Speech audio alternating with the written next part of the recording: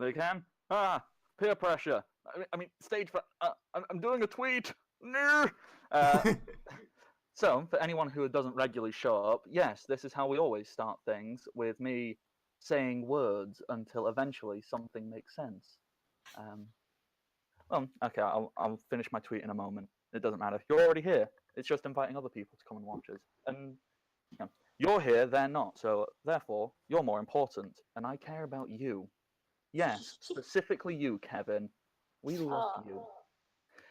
Anyhow, I am your host. Well, I'm not hosting the stream. That's someone else because I have bad internet over here in the That's me. UK. Yes, I don't know which side. So one of these sides, there's Archer, and he does the internety stuff. I just make up the numbers and sometimes draw really bad math. Shogun! Seriously? Oh, Cool, he's doing the Shogun. thing. I don't know what you're doing, but you're awesome. Yes. He just gave us 500 bits. Thank Oh my you, God! Shogun. You are awesome, and And yes, that was me physically dancing for the money. Um, to do the other side of that, where I take my clothes off, that's a whole separate thing. That's later. Yeah, Twitch isn't so big a fan of us doing that. No, don't make that mistake again. So the thing I was trying to say before we got distracted by people being so kind to us, I am your host of the game, your dungeon master, game master, bearded fellow who goes, you can do that, you can't do that, or when I get bored, I just decide to murder. Mm-hmm. Although, I don't know, maybe we'll see. I have a name. Yes, I should have said that. It's the Bardic Knock, or Matt, for regular human folk who live in meat space and like normal names they can refer to people by. You can see it there. It's underneath me. You can follow me on the Twitters. And if you're very, very kind, I have a Patreon. You can give me money, because apparently money's important in life.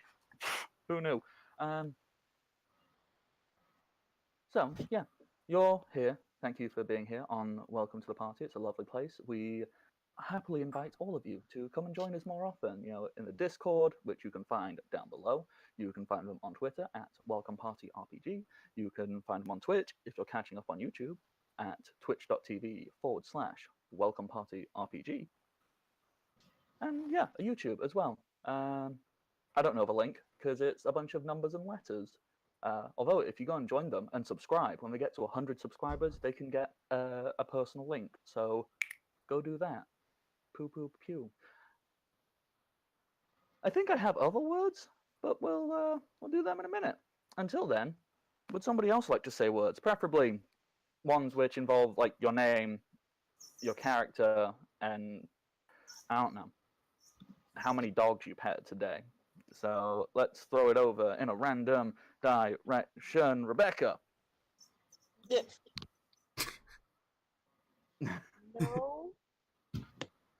No. I'm Rebecca. I play the half orc bard Primrose. I actually napped today, so I'm coherent, and responsible, and not dying inside. Yet. Yeah, naps are good things. It's a good thing you had that because, well, last week you obviously had to join us right after, I don't even know how many hours. A lot of hours driving. Last week was a stupid idea. It was maybe a little bit silly. Okay. But you're here, and you've napped, and you feel great, and you're going to do great things. Pow pow. I feel more better than I was earlier. Yeah. I don't know why. I'm in a really finger gun mood today. I'm gonna just holster them, put them away. Thank you for introducing yourself, Rebecca. That was very kind of you. Let's throw it in a random direct. I don't know why I've got my eyes closed. I know where you all are. Oh wait, it's to create tension. Theater. Whichever direction Archer is. Archer. Alright. My name is Archer of the Eye. I am playing Keldor the Knoll Knight. And yeah, we'll have some fun today. I just saw somebody get dragged out of the air. The harpoon. Eh. Yeah, that was fun. We're gonna find out what's going on there. Don't blink. You? Is your internet working? Because you were just. I'm here. Yes, wonderful. Who are you? I am Don't Blink. For those wondering, I got my name from that Doctor Who episode with the angels. So if you guys want to go look at that up, that'd be pretty interesting. Play my character is Vako, the strange sorcerer, and I'm trying to get Kid a new nickname. As instead of Kid the Dark Horse, it'll be Kid Fish Food. Sorry, Kid. No worries. Well, then what are you gonna call Meat Sprinkles? He can't be like a small He'll version of that. carry He on can't the be Fish the Dark Pony. flakes. Yes. Genius. And well, you know what? We're talking about him already. Kid, our resident teacher, Cody. Yes. Hello, my name is Cody. I play Kid the Dark Horse, and since I am currently underwater, I'm gonna go ahead and let my cat introduce you and tell what's happening. Go ahead. Feel free. And now she shuts up. That's how Can't cats stop work. making noise normally. But Did you really think you could get the cat to do something on demand? I don't know, Virgo, are you gonna do something on demand? She's just purring now. She's too happy. But yeah, I am a second level fighter, fourth level wizard. Overlay needs to be changed, but we'll fix that later. And what we're gonna end up doing is hopefully not drowning. That's the plan today. Pretty straightforward Sure. plan. Let's go to Zendrix. My name is Blake. I will be playing the Wild Elf Druid Spell Thief, Zendrix. Pretty much it right now, not doing too much. Yeah. Yeah. To give a recap to people who are here and have no idea what's going on, our delightful band of travelers, adventurers, heroes. We do have one other, but he's running late. TJ. He has to be like a dad, and sometimes he gets caught in traffic and arrives late. So when he gets here, he'll introduce himself. But aside from that, our lovely band of travelers were going. They were just thinking we're going to go visit a nice little holiday village where people sit down and look at a big pond, basically. And when they got there, they found out the entire place has been drowned, as in water has risen up and submerged the entire village. Before I quickly jump in to the action, I say quickly, we've been going for like 15 minutes, and but although that is quick for us, so It's an improvement. one day we'll do it. But No, it we is won't. not this day. It's Sorry. really not. So, I should have done this before. I spaced on it because I'm sometimes special like that. Just to clarify, we are playing Dungeons and Dragons, and we are using the rules for 3.5 edition. So, early 2000s. Basically, if you don't understand the difference or you are unaware of the difference, 3.5 is just older, and it's not because I'm some old-fashioned back in my day. It's just because this is the set of rules I know the best, and I figured if I'm going to run a game to try and entertain people, it's probably better if I'm not going, oh, I don't know how that works. So it's what I'm comfortable with. I'm currently in the process of learning newer versions, but time, because who has that? So, oh yes, the other things. Oh, I nearly forgot. Need to encourage people to spend money. So, if you like the stuff that happens here, or you like us while we're playing the game, or you just have money you want to throw around because you're very fortunate, you can do that. You can just donate money, just like, oh hey, do you have money? And I'll go, thank you. And it's fantastic. It's wonderful. If you want to do it on a monthly basis, you can subscribe, which is very kind of you. And we have 3 tiers of subscription, and for each one, you'll get some lovely little emotes. So if you want to go around Twitch and show off, like, hey, I've subscribed to like the best role-playing channel on Twitch, and what are you talking about, geeks and sun? Psh, no, tier these guys best, and also the most modest and realistic. Just seeing how long I can hold that for. No, but the point I was going to make is you can subscribe. Levels of subscription 1, 2, and 3 at $4.99, $9.99, and $24.99. I think. I really need to learn these. You got them right. Someone's clapping. Yes. Yeah. Take that. Reading and learning. I'll just get it wrong enough times till I get it right. I think there's a reason I didn't do well in exams.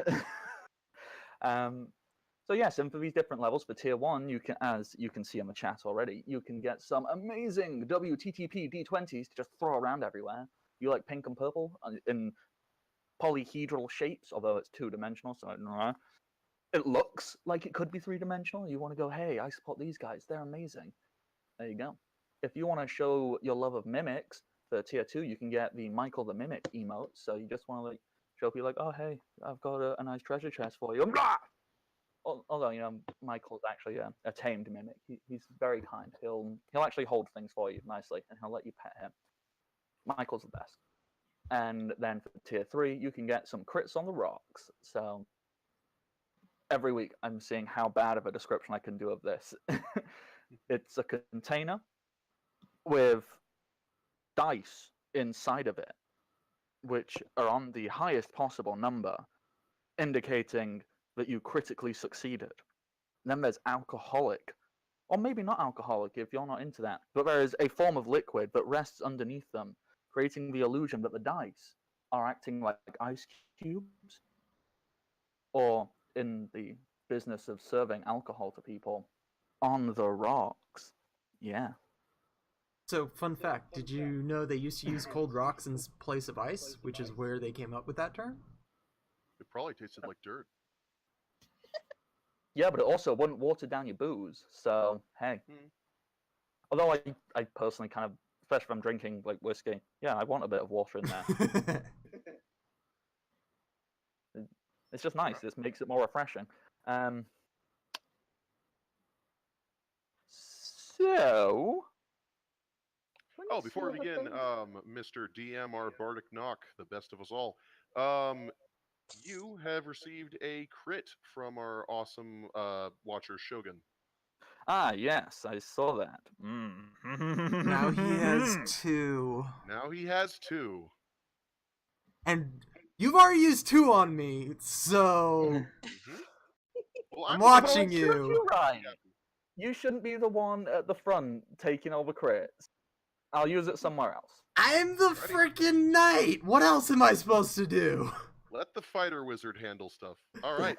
Yes, the squishy fighter wizard. Well, let Squishy. Even if, though, we'll see how much longer he lasts. Okay. So, with all of these things said and stated and etc., etc., etc., we should probably actually play Dungeons and Dragons, because Probably should. What? apparently people want to watch us. Right. It's just warp. So, Let's go about. instead of doing the obvious, starting off and going, "Hey kid, what you doing? You're being pulled underwater." Everybody else, because Kit, like Keldor, even you had climbed up, well, you jumped up on top of the wall, and you were watching this.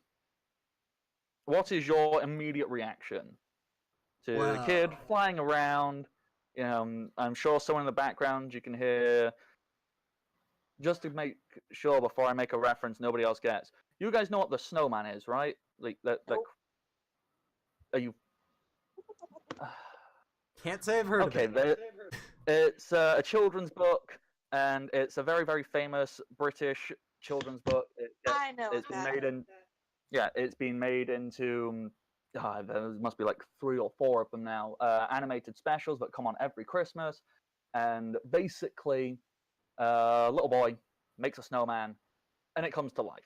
And then there's this really famous sequence where the little boy and the snowman fly off into the sky and go into like a big snowman party. And there's a really famous song sung over top. It's like a little choir boy singing, and I was about to make a reference, but if none of you get it, then I'm just being British over here on my own, and Okay. you're all immensely uncultured.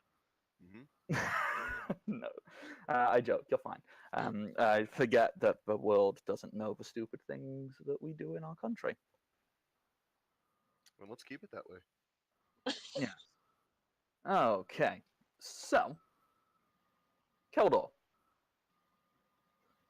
how are you reacting to a kid flying around and then you're not entirely certain what happens really? Like, because you're a fair distance away. I don't think you would see the harpoon actually hit him. However, you would see him, obviously not intentionally, get pulled into the water by his leg. Well, considering this is Keldor, and he has even less wisdom than normal. Yeah. Let's do this. I'm jumping in. Okay. That was almost a crit fail. Where are you? Which direction are you jumping? I am jumping straight towards Kid. Okay. Well, as you can see on the map, that shaded in black square, that is a building right in front of you. So I'm assuming, are you jumping on top of that? Because like, if you were to like swim over to it, you could stand on the building and only be up to your waist in water. Yeah, I'm jumping across that gap. So, yeah, we'll say I'm on that building. Yeah, stood there. Are you shouting anything out to your companions, or just letting them have no idea what's going on?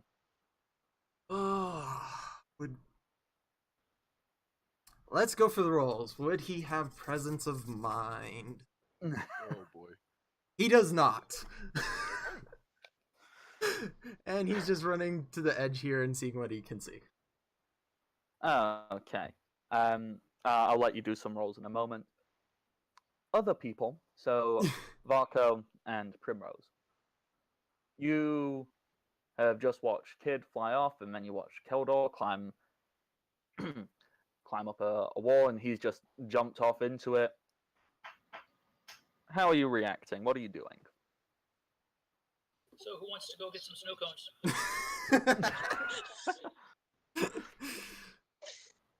Noted kind of picks it up like, there's a snow complex? Where? Who was the other town we just passed before we got here? Should we head back and leave these two? I think they're just having a nice swim. My character just shrugged. Considering And, Primrose is still mad at Kid, Primrose will agree. Like, yeah, that's. I mean, I don't know if Keldor should be swimming. I mean, if I remember correctly, he's still wearing his armor, right? It's light. I assume he is. So I don't think you ever took it off. I think he's smart enough to know that he can't swim in armor, right? I mean, and That's Kid, where he you're he could fly. Kid can fly, so I'm sure he's fine. Matt, to make it easy, I think if I recall correctly, Susie was flying next to me. Who was flying next to you, sorry?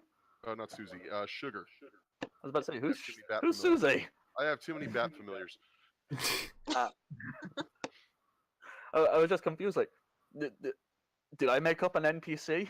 Nope, that was another character's familiar. Once again, a bat. Yeah, Sugar. Sorry. Okay, yeah. So Sugar could flutter back and freak out, flap in distress at them. And Zindrix, how are you reacting to all of this going on? Oh, well, she's probably getting the horses and stuff tied up, so seeing a bat come in, I guess she would be able to tell it's distressed. No, I don't know the nature if you want to know that. Yeah. I would assume being a druid. No. You can tell that Sugar is probably giving off a sign of distress. So. Yeah, I will follow Sugar, I guess. Okay. So, right now, those of you who are actively engaging in what's going on, can I ask you? So that at the moment would be Kid, Keldor, and Zindrix. Could I ask you to roll an initiative for me, please? Whilst Primrose and Varco, like, I don't know, twiddle their thumbs and go, man, I want ice cream.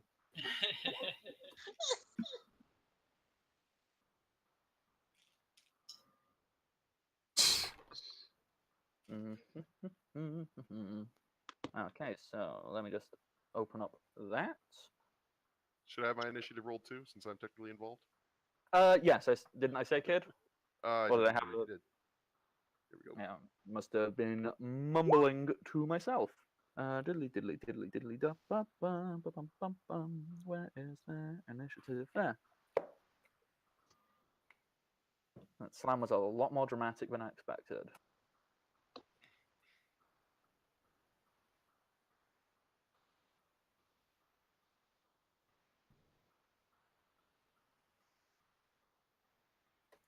Okay, and then do the thing. There we go. Okay, so we'll use this. Zindrix, you're the first to move and react. What are you doing? I'm going to follow Sugar. Mm-hmm. So, As you walk over, well, run, I assume, to where the wall was. This is it's a good 30-foot high wall. well, I don't think I rated spider climb, so everyone gets a beautiful climb check, I guess. Oh god. So we'll go over and we're going to try to climb up. Get ready for greatness. 4. Wonderful. As you go to reach the first visible stone, since this is a dry stone wall, you kind of reach and you accidentally pull a handful of them out as water begins to pour out of the hole you have made in the wall. Nice. Okay, so then we will move on to Keldor. Alrighty, so what am I seeing from my vantage point right now? Okay, can you make a spot check for me, please? I'm so good at this. Well, luckily for you, the water is surprisingly clear. But as you're kind of looking down off of your rooftop, going, okay, you can make out Kid, and you can see him being pulled. You can see a rope coming from his leg. So you've got that, but you can also make out about 5 or so vaguely humanoid-looking creatures. Although from first glance, you can't really tell. They kind of look like big fish, but you're fairly certain that they've got arms and sharp, pointy things. Lovely. And I can just reveal them for you because you should be up. Yeah, but you can see that they are right down, essentially stood on the floor. So that is 30 foot down, and that's why they've all marked with a little 3 on their thingy, because that's what I do. You have them marked with a 2. Oh, is it 2? Then yes, I must have meant 20 foot, not 30. So no, they are not stood on the floor then. They're kind of floating 10 foot off from the floor. I forgot what I had marked them with. My bad. Alright. In that case, which one's the one holding Kid? That would... Alright, I'm still on GM layer. One moment. No, that's map. That one. It is this fellow. Okay. 20 feet down. Roughly 50 feet away from me? Yup. So, I'm going to move 10 feet here. And I am going to throw a fire dart for the first time. Okay. Well, here is where we get to enjoy the wonders of underwater combat. Oh boy. So, the first thing to be taken into account is ranged attacks underwater. This is directly quoting from a DMG. Thrown weapons are ineffective underwater, even when launched from land attacks. Do it anyway. Yeah. Keldor's got to learn. So you throw your dart and you see it just hit the water and then just kind of it goes entirely off course. Anyone who's ever thrown a rock into you can't really direct it once it hits the water. It just kind of goes. All right. So you tried. You're going, So I can't throw stuff at them. Good to know. Mm-hmm. That's That's the end of my turn. Yep. So then we get to the beautiful, beautiful fish people. Kid, can you make an opposed strength check for me, please? I can certainly try. All right, here comes a strength check. Okay. Yes, you are not pulled any further down, and I just need to mark you because you are currently 10 feet, because that's where they pulled you last time. So Okay, you is should the be thing marked with a still little attached to one. me? Yes, the harpoon is in your leg with a rope attached to you. Okay. It's attached to the harpoon. Okay. Okay, so you kind of go, nope, I'm not being pulled down. Then the one of these other little fellows, he doesn't like that someone else just tried to throw stuff at him. So he is going to pull up this. It looks fairly like a crossbow. Like you understand? Yeah, that's basically a crossbow, except it looks a bit bigger. And the thing inside of it, that's not a bolt. That is basically a spear, and that spear has sharp, pointy, barbed edges, as if designed to skewer and pull. And he's going to shoot that up to try and hit Keldor. Well, that's not going to hit, because your AC is pretty high, isn't it, Keldor? 19 when I don't take more from my weapon. Mm-hmm. I'm just double checking. I highly doubt they have that high of a plus. No. A 16 is not going to hit you then. Sweet. So that's that one. Hey, DM. Yes. I know the rules for going underwater or going directly into the water involve cover. How does that work from the opposite, going from underwater onto land? Okay, so let's just read some more. Like normally I would have memorized this, but I figured it's better to show that I'm actually reading. Because that's how I justify not learning stuff. Okay. So, attacks from land. Characters swimming, floating, or treading water on the surface, or wading in the water, at least chest deep, have improved cover. That's +8 to AC. That's from anybody attacking from the land to someone at the surface level. So that gives you +8 to AC and +4 to reflex saves. Land-bound opponents who have freedom of movement, that's a lot. That's not really important.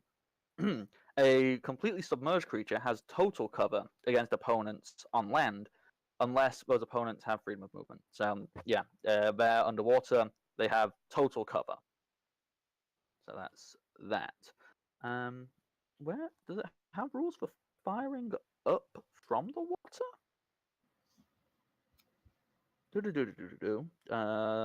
No. No. No. Unless I'm missing it. I Do you do want to go not. ahead and say it's probably the same?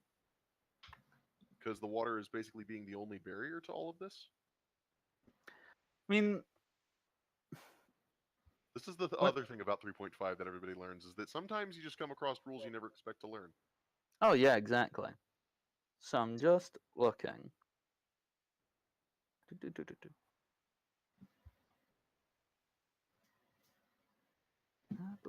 Da-da-da-da-da. I mean, these guys have essentially adapted. This is their entire way of Okay. living. All right, I'll accept that. So I would, yeah. And come on, they pulled you out of the sky. Like, they're probably very much used to catching birds and other things from the surface.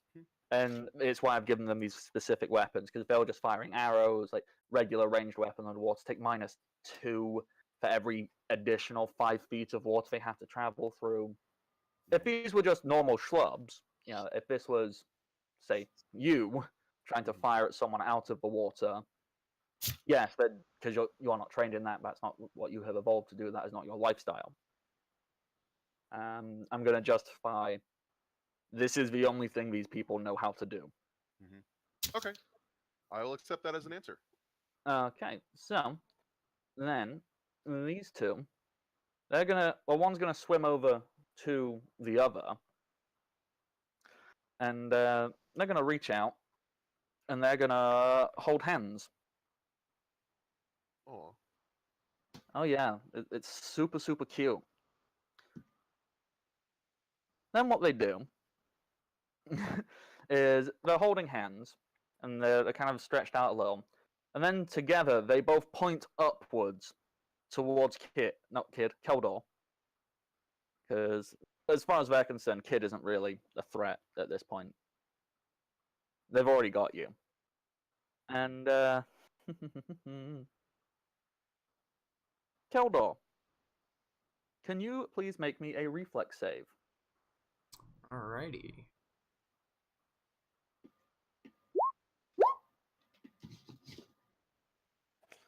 Okay, yep.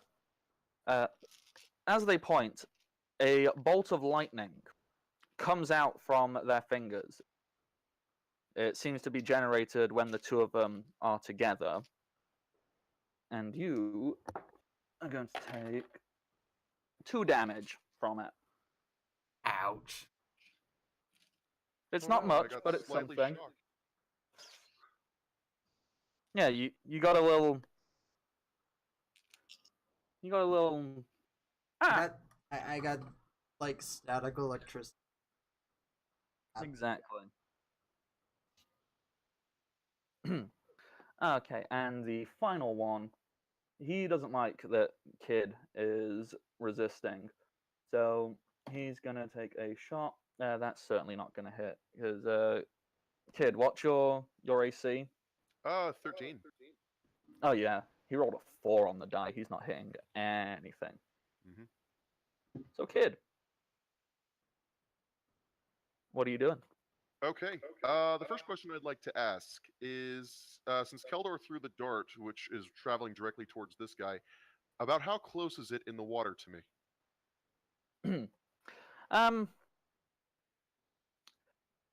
Okay, I now need to do maths and try and figure this out. So, okay, if this guy is 30 foot away and 20 foot down, so that would be that, making Since I'm like right in the middle, I figured that it would have to Yeah. cross through me somewhere if he's going right for him. bum, bum, bum, bum, bum, bum. I'm just trying to figure out the.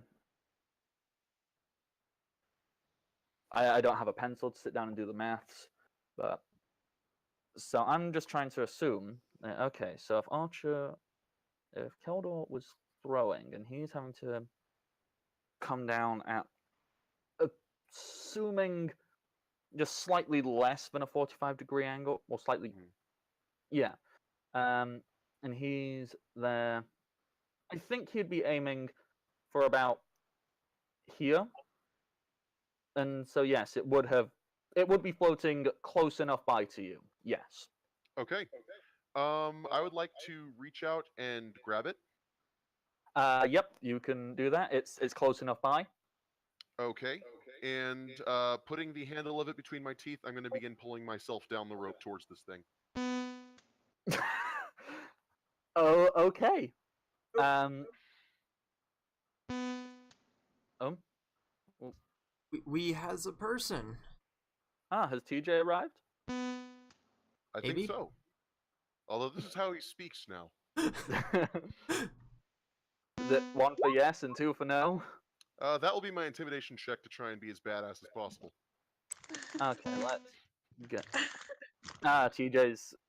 He can hear us, but he's not got his mic set up, so that's probably what the banging is. Okay, so with an intimidate of 17, kid. Yeah. This fish person's a little bit.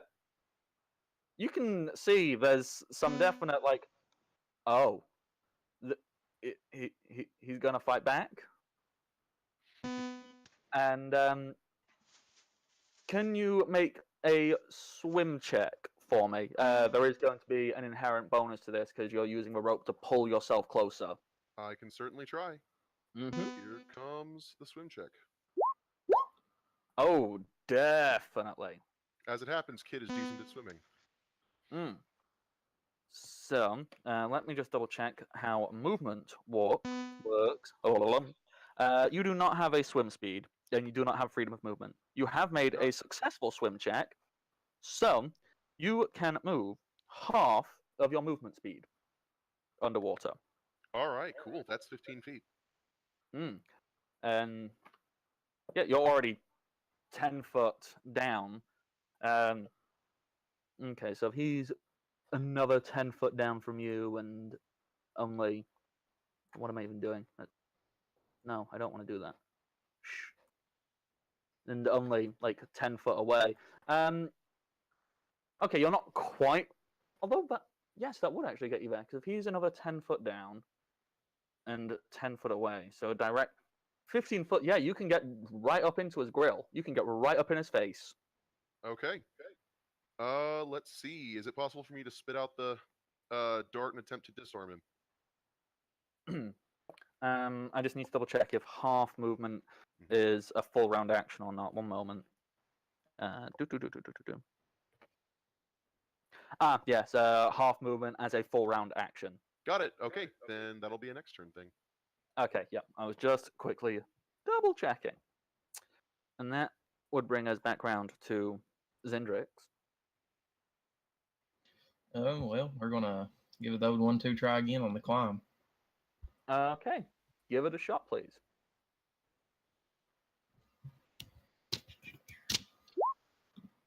Please be higher than a 4. A little bit higher than 4.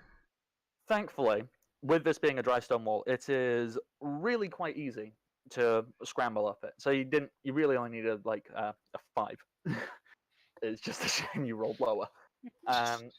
So with that, yeah, you can get up.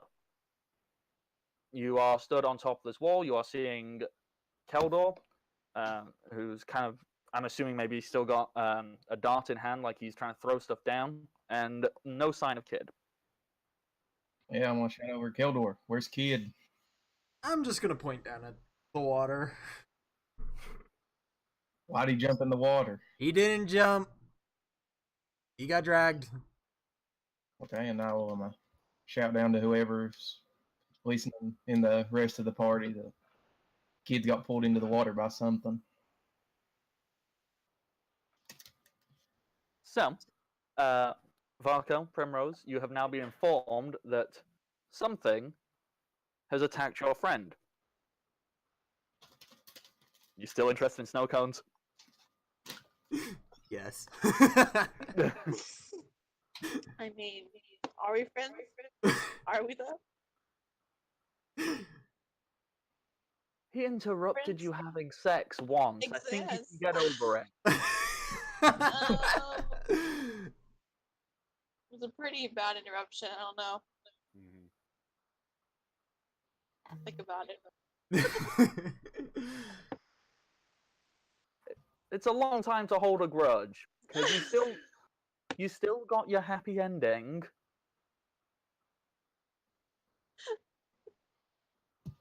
Looks to Eliza. I'm sure she wants to go for it. Eliza kind of looks at herself in her heavy armor. Oh, Oh, swimming's not really for me. There's not a lot I can personally do. I I really think someone should go and help him. Primrose would just like make an exaggerated sigh, just like, oh my god, fine.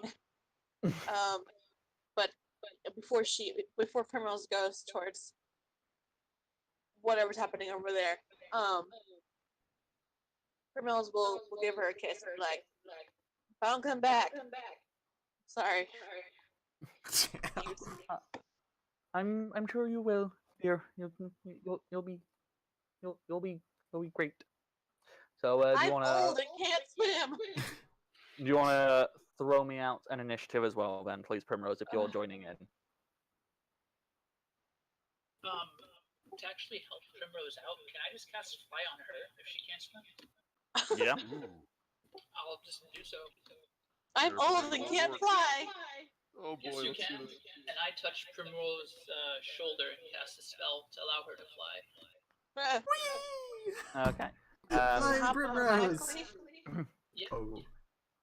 Oh, Now there's a Varko, are you also joining in the fray now, knowing that stuff's going on? A lot of craziness. Too much craziness.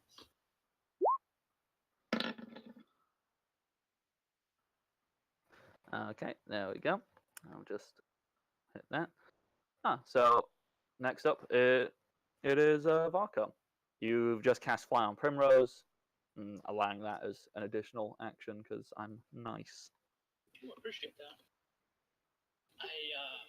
Let's see who else is in there with me. Oonst isn't here with me.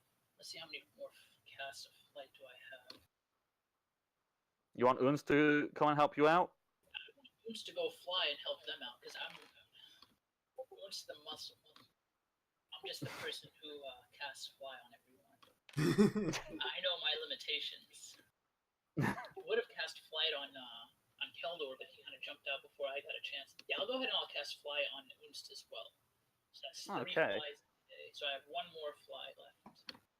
Uns is going to take that as he's going to go join in now. So I'll just add his initiative in quickly. He rolled pretty badly just then, though. But that's okay. Are you doing anything else after casting fly? I will jump out, I guess, of the wagon. Mm-hmm. And kind of go beside Primrose over here, or rather, Zendrix right over here. Yeah. Well, Zendrix is at the top of the wall. So. Oh, well, I'll be at the bottom then. Yeah. Okay. Going back to our favorite Knoll, Keldor. You have seen that throwing stuff is not the most effective thing in the world. Unless it's goblins. TJ, wonderful. Talk about timing. So, those of you who don't know, this is TJ. Hi. He's here.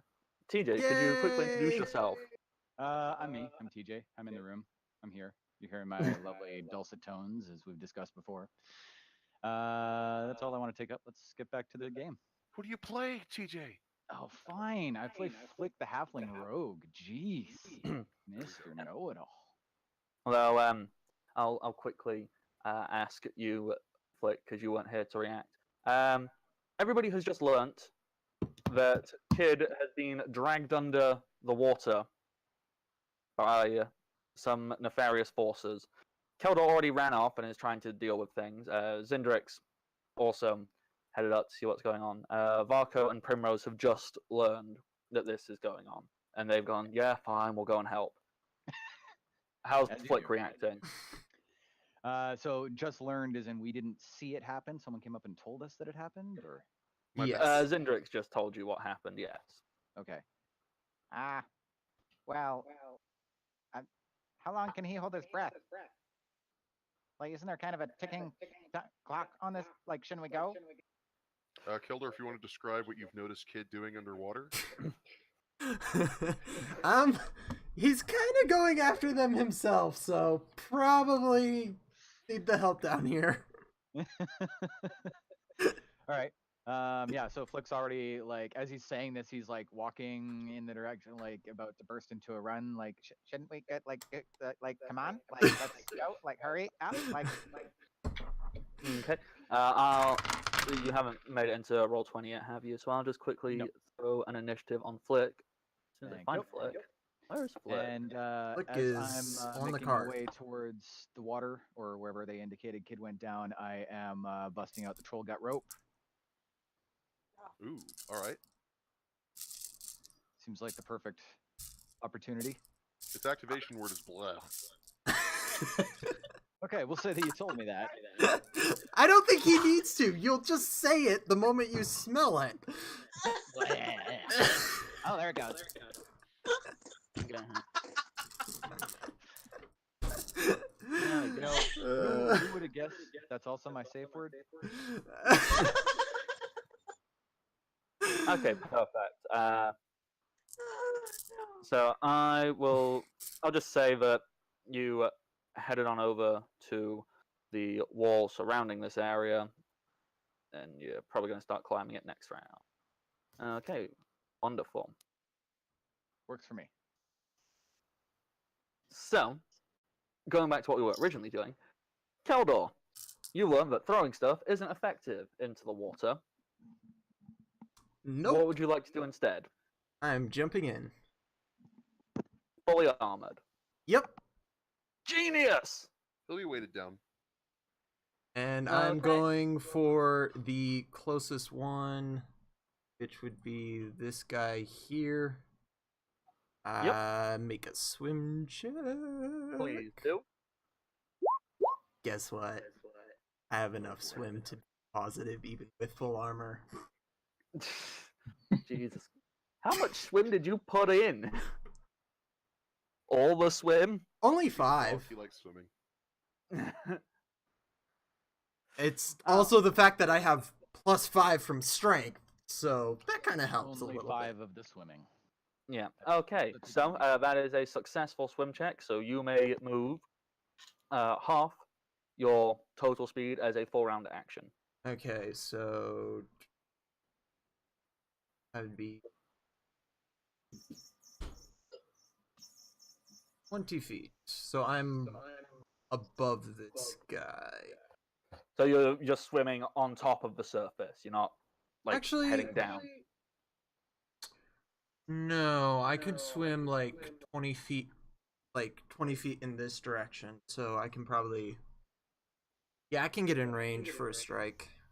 You got the storm rack out for the dive rules? What? Storm rack's got dive rules. Oh, Dive rule. God. Do I need to open up a PDF of that? Because I forgot that would have I rules. have it. Let me find it. Ah, it's actually right here. Okay, so the dive height depends on how high up he is, really. What is the height? That'll determine everything. I'm waist deep in the water. Yeah. Okay, so start that was with. on top of the building? Yes. Well, then it doesn't matter. Okay. It might matter for someone else later, so I'll keep that open. What page is it? On storm rack, that will be on page... Why do they put the number at the top? 90. No, not 9. 90. There you go. Swim.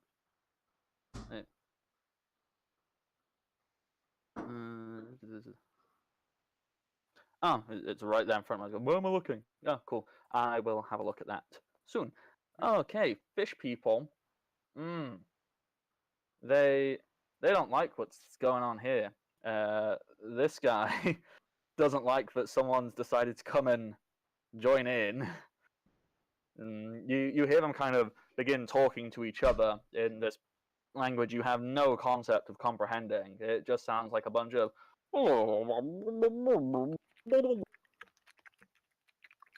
as he swims over to his friend, reaches his hand out, and joins the chain.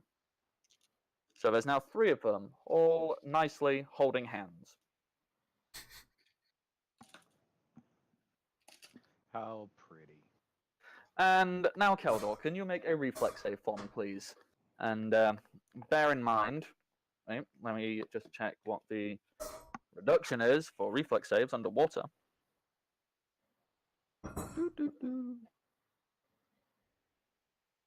Does it save as a penalty for them? Nope. That's strange. You'd assume there would be. Just make the DC a little higher. Oh, no, it's fine. Yeah, that's it. When they're moving fine, it's when they fail a swim check that they take big minuses to it. Mm-hmm. That's fair. That's fair. All right, yeah, cool. So reflex save for me, please, Keldor. Wow, good. Booyah. One That's a thing crit. you notice is with more of them holding hands, this lightning bolt seems bigger. Sounds good. So I can do maths. 5 damage. Okay. And the 2 fish people. Someone's kitchen being ransacked? No, that's the sounds of combat. I think the spoons are winning. Quite possibly. So the fish person who is currently attached to Kid via this rope, he is going to drop his big crossbow type thing and reach to pull out this well, it looks kind of like a spear, except at the top it appears to have 2 prongs instead of a regular single pronged spear. Okay. So there's that. And the other one is going to try and shoot you as well. Armor class, Kid. 13. Not a hit. I'm rolling bad for these guys to hit. I'm okay with that. Yeah. Primrose, you can fly. You can fly, you can fly. Sorry. You can fly, you can... No, it went through my head too. I would assume Because- I'm not pleased by this revelation. I'm just like, am I floating in the air now, or what's happening? You have control over it. But how do I know how to do that? Because Varko said you can fly. How does one fly? You just With kind of arms think so about many. it and you He just gave Kid do the it. advice to flap his arms, and that's what he Yeah. did. Varko told Kid it only works if you flap your arms. I- So, Primrose, you doing going to that, start yeah. flapping your arms and flying? I'm not. Thinking happy thoughts. I'll think of wonderful thoughts, but not flapping my arms. That's You could try just- jumping it's and just see silly. if you keep going. Just jump. Varko, can you just remind me what the fly speed they get is? Is it 60 or 30? I believe it's 30. I'm fairly certain it's 30, but I am also aware that I am wrong a lot. So, Oh no, it is So I'm- 60. yes. Okay, yes. So, Primrose, you can fly. You can fly 60 feet. Oh, okay. Or Well, that's a double lot. move and go for 120 feet. Good lord. Okay. We're also at the wagon, correct? You are. Varko and Flick have run over to try and climb up the wall. Uh, You know how it is with walls. fucking walls in the way all the time. It's always the walls. My greatest nemesis. Let's see.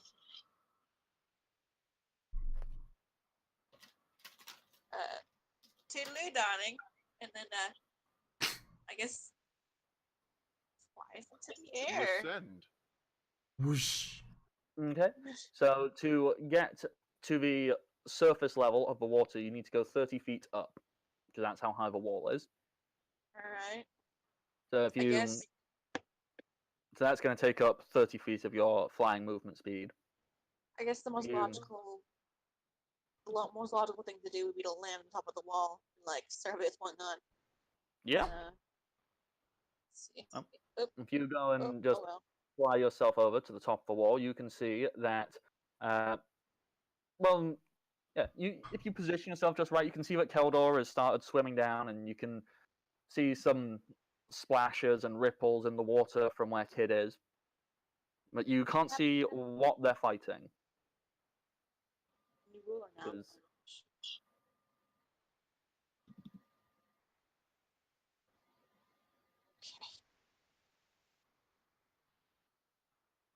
Oop, okay, there we go.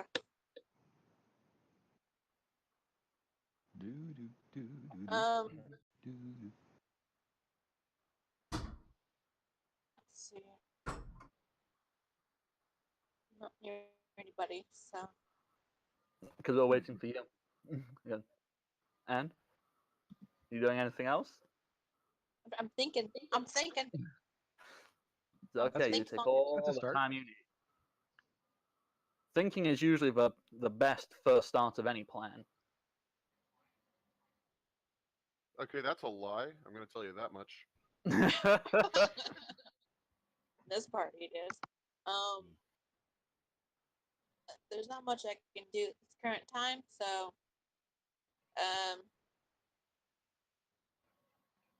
can I move again?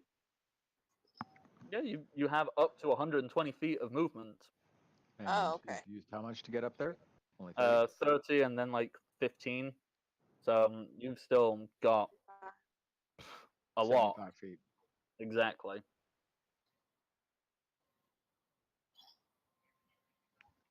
Okay.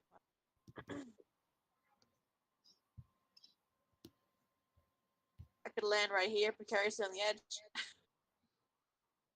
Okay, Not sure. Let's do that. sounds like a plan. Okay, yeah. Pretty much you fly over and you can get a view of what's going on. You see Keldor swimming down. You see Kid, who looks like he's pulling himself down at this point. You see 3 little fish people holding hands and pointing at Keldor.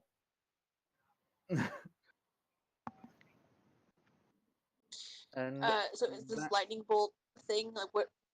well, you haven't seen the lightning bolt, but you Okay. just see 3 little fish people holding hands. Oh. For once, But, I'm not amused by this side of the hand holding.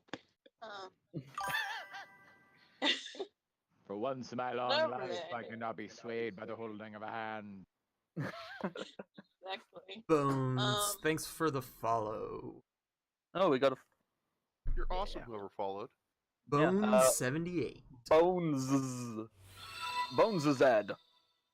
We might become Bones of Zed pretty soon. You guys Yay, might. we'll have something in common. But yes, thank you for the follow, you lovely human being.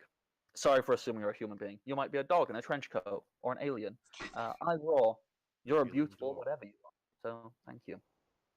We're all inclusive here at the WTTP network. Yes, we are. I'm going to throw it out there that the cabinet is now a species of being. Okay, so you've flown over Primrose. You've gotten a view of what's going on. That will you can't do another action because that's used your fault. You can still move around because you have up to your 120 feet, but if you move past 60 feet, then you have given up your right to do another action. Yeah, I'm cool with that. Yep, that's totally fine. Kid, you've pulling yourself down towards this fellow. Yes, and if he's dropped his crossbow, I believe I'm Mhm. still within 5 feet of him, correct? Yeah. Okay. Let's see. So that is the time that the spike chain comes out. And what I'm going to do is he's got himself a triple pointed stick, right? It's not 3-pointed. It's got. 2. Yeah, I'm trying to figure out the best way to describe this. So I'm just double checking what the book says. Okay, so whilst it basically appears to be like a spear, Mhm. instead of, well, actually, you know what? Imagine a trident, but just Mhm. take out the middle spike. Okay, And then put lots and lots of barbs on. Mm. I see. I mean, it scarcely matters. So that's what you're disarming. I am disarming.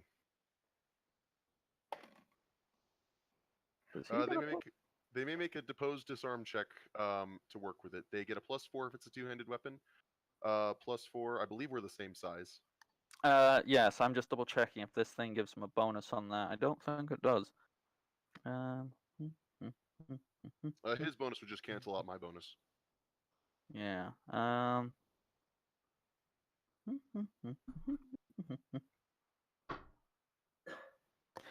No.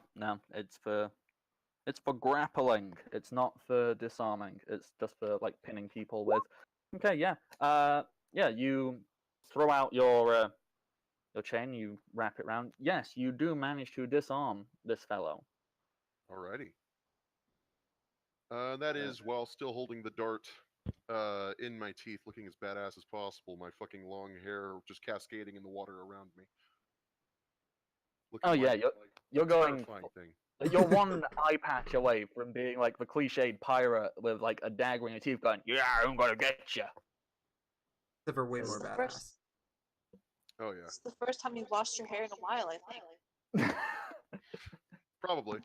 Try ever. We got washed that one time. I almost got eaten by the slime, which might have canceled it out.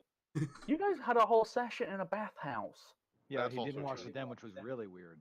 Yeah, I just spent all the time looking through the reeds at the other people. Yeah. He was Yeah, you're busy. going. Oh, women have different body parts to me. Yep, that's something he learned that day. It was a vitally important information, It so you could was. find our weaknesses in battle. And there aren't any, as it happens. They are specifically lacking one.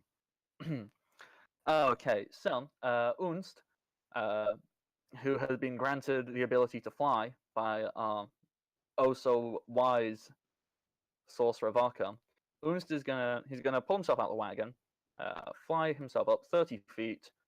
So that's 30 up, and then he's got to go 5, 10, 15. Gets him to there, and then let's do counting. He's gonna fly himself over to on top of these people. So that's another 65.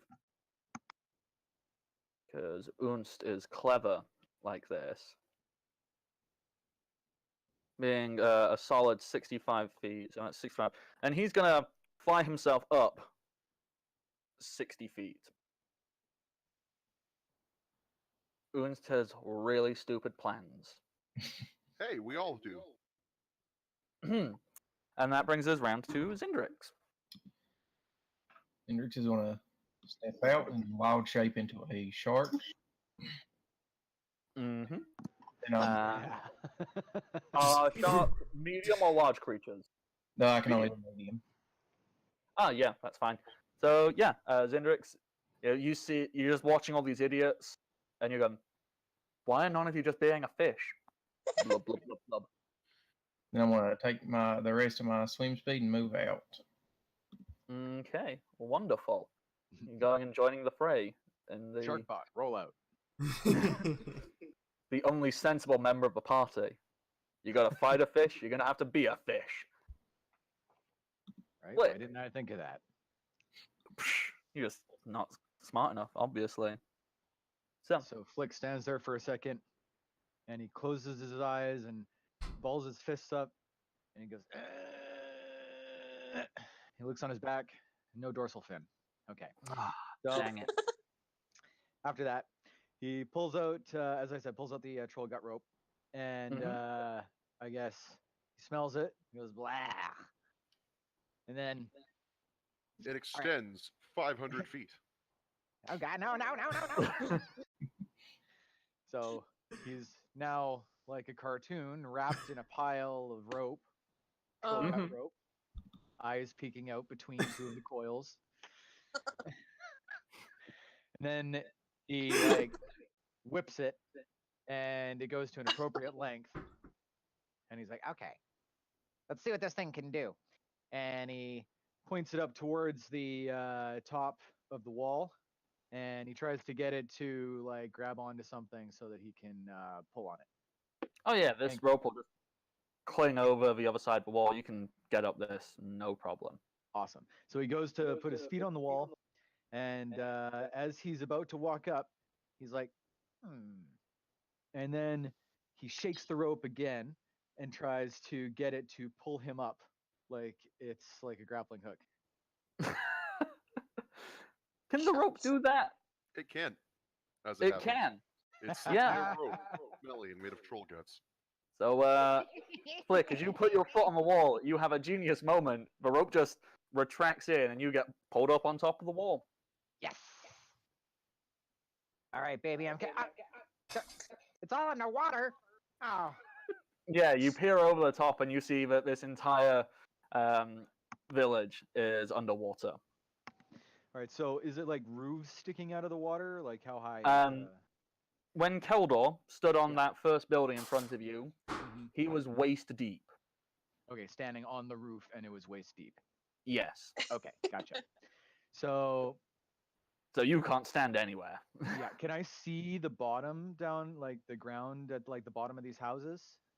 Oh yeah, it's Yeah. really clear water. It's really Okay. easy to get through it. All right.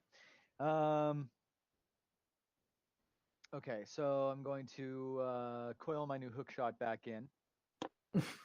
I guess I'm going to run and jump and try and get onto this closest building here. Yeah, go for it. Make me a Alright. jump. Okay, Spudnik, be ready to fly if I fall. Okay, there we go. Jump. Where are you? Jump. Probably under J. Probably. Okay. That's what I would put it. Yeah, That's a 15. That's a pretty easy jump. You can just leap over and get to the. However, yeah, it's about at your eye level. Okay. So Because I'm already you're 20. little. So if you wanted to stand on the roof, the water would reach about your eyes. Okay. Is there any like taller point on the roof that I can get to where I might be able to get like my head and shoulders out of the water?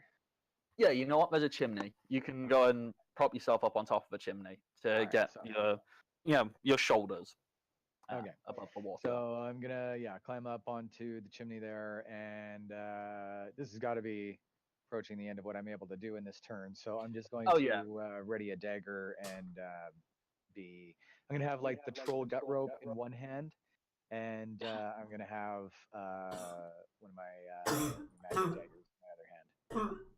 Okay. Are you pulling a dagger from your glove? Yeah, just an infinite one for now, though. Yeah, basic one. Cool. Yeah. Alrighty. Varko, what are you doing? How tall is this wall again? 30 feet. I'm not entirely sure I can climb this. It's very easy. You saw Zindrix climb it with like no difficulty at all. With it being dry stone, it's it's just loads of stones. You can just grab them and go up. It's basically like a children's climbing wall. Alright, well, I guess I'll give it a try. I'm gonna try to climb up this wall. Please go for it. Oh, man. 5. That's the check you need to do it. Oh, jeez. Yeah, Zindrix makes it look easy. I make it look difficult. Oh yeah, you're going. I don't like it. So yep, that's your initial move action. You can look out. You can see all these various things going on. Ooh, I don't know if I can make the same jump check as Flick can. I'm sure you can't. There's that faith we're known for, right? I mean, history has proven us wrong multiple times, especially in Bako's But case. however, I think I can shoot stuff with my crossbow though, so I'm gonna take out my heavy crossbow and kind of take out my crossbow and just take aim. And I think I'll just probably shoot till next round. Yeah. So make a shot. Who are you aiming for? Let's see. You aiming for one of the hand holders? Those are What the can I only ones see? he can see right at the moment. Oh yeah, because there's a building in the way. Yeah, there's a huge building right over here. So get one of them hand holders. Yep, I'll shoot at one of them, see what happens. Alrighty, go for it.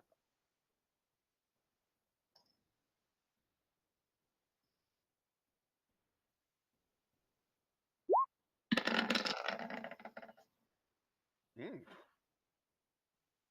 Okay, 22. Whereabouts would you say that the the bolt is actually penetrating the water's surface?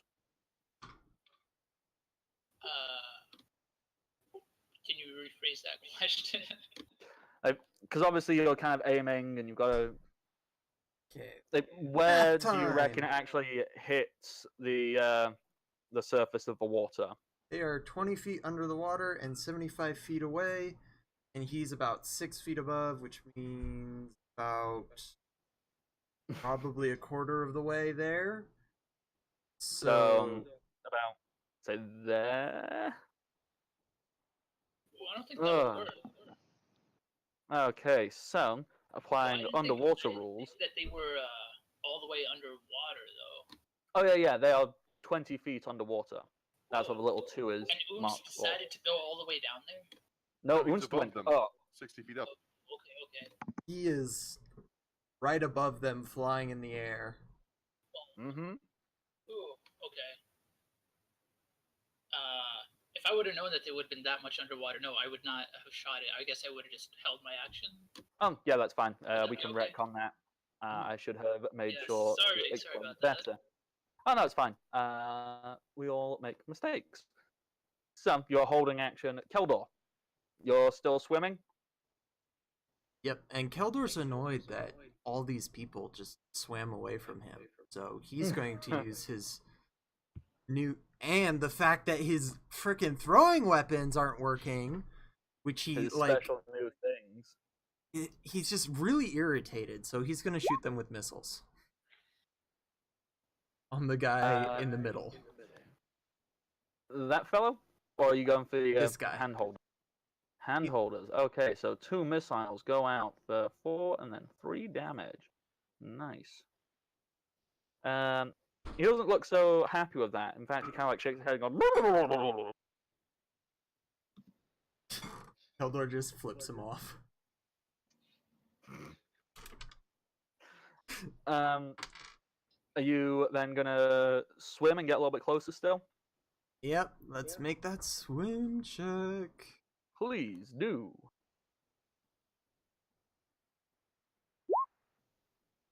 Yep, that is successful. So you may move a quarter of your total speed. How does it know to say doggy paddles?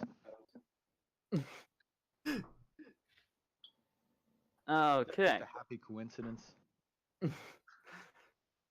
Well, we keep calling him a doggy, and it's a swim check, so I put that in there. yeah. I'm much happier thinking that Roll20 is actually Skynet and it's learning our our personalities and how best to take over the world. Shh. Don't give it ideas. I'm secretly convinced that that's what all video games are, though, is computers trying to build up like a complete, network of how we're going to react to any given situation, so that when they do take over, they're going to know exactly what we're going to do. Right? Sure. We'll go with This that. might explain why there's so many like apocalypse-based games.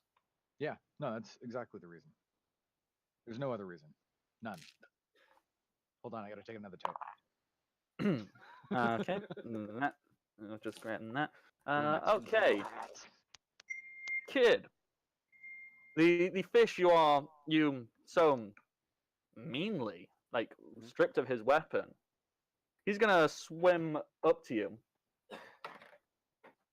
Oh yes, finally someone hits, and he's gonna take a big bite into your shoulder for 3 damage. More like a Damn it. nibble. Yeah, it's like, Ow, that hurts slightly. and then this fellow is gonna come. He still has. Oh no, he's still got his harpoon out. Ah, So no, he's not gonna join in. Thank- He's gonna keep trying to shoot his harpoon. Yes. Thank you, Zara. I'm sorry if I'm completely butchering your name. Thanks for the follow. Kazart. Whoever you are, thank you very much. You are appreciated, and other kind words. Okay. So, kid, you get hit with another harpoon Okay. for 8 damage. Okay. So you now have a second harpoon with rope attached to you Okay. from this Going direction. Directly. Um, Okay. they haven't decided if they're going to pull you that way, but you've been hit. Okay. And these three, they're going to keep holding hands, and Keldor's getting closer to him, but they can also see Primrose and they can see Oons. They're going to keep blasting Keldor because they can see Keldor's a threat. They've no idea what Oonst is doing. They don't know what Primrose is doing. Kid, can you please make me a reflex save, please? I You can certainly mean try. Keldor? No, Kid. Keldor, yes. Keldor. Not Kid. I Kid, know this not roll's you. alright. Okay, Keldor, this one you can't quite move out the way of. Take 9 damage, please. I'm just slowly getting shocked to death. Oh yeah, Little by little. it started as like a little static shock, and then it's like, ow, that's... and now it's getting closer and closer to knife in the toaster territory. So Like started out as one of those joke pens that they pass around at school where you click it and you get shocked, and yeah, now it's gotten to the point in the game where you put it up against your head and then you slam your head against the desk and then you electrocute and knock yourself out at the same time, and everybody laughs at you in math class. And Yes. TJ, you got some repressed issues there. no, not at all. They're totally not repressed. What? They're right out in the open. Okay, Primrose, you're flying. You're seeing things go on. You just saw these little fishmen holding hands fire lightning out at Keldor. You have seen Kid get bitten and shot.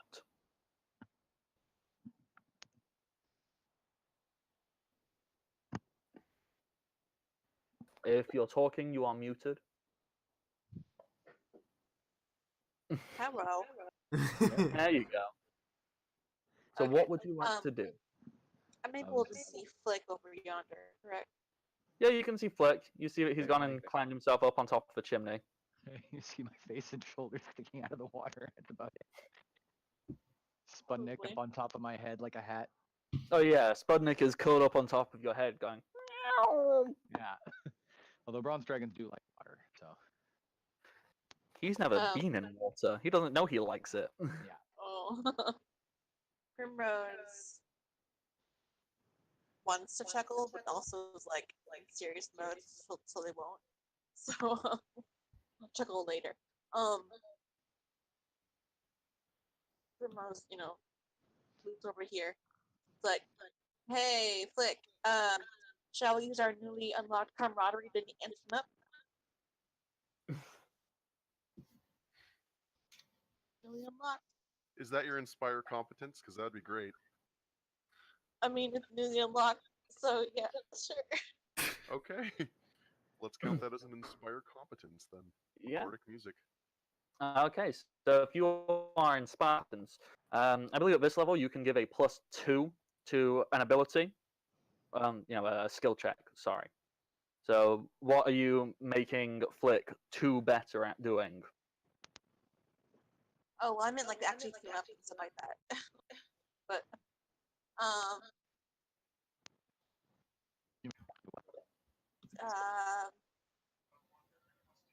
what does a Flick do? I don't know. Your best bet would be to make him better at swimming currently. Yeah, sure. considering that's what everyone's having to do at the moment. And Swim. that's what I'm terrible at. Yeah. So yeah, Flick, you are 2 better at swimming. Yay! Okay, Primrose. That's because you moved over, you inspired, so that's your go. Kid, you have been bitten and shot. Mm-hmm. Okay, am I still only 10 feet down?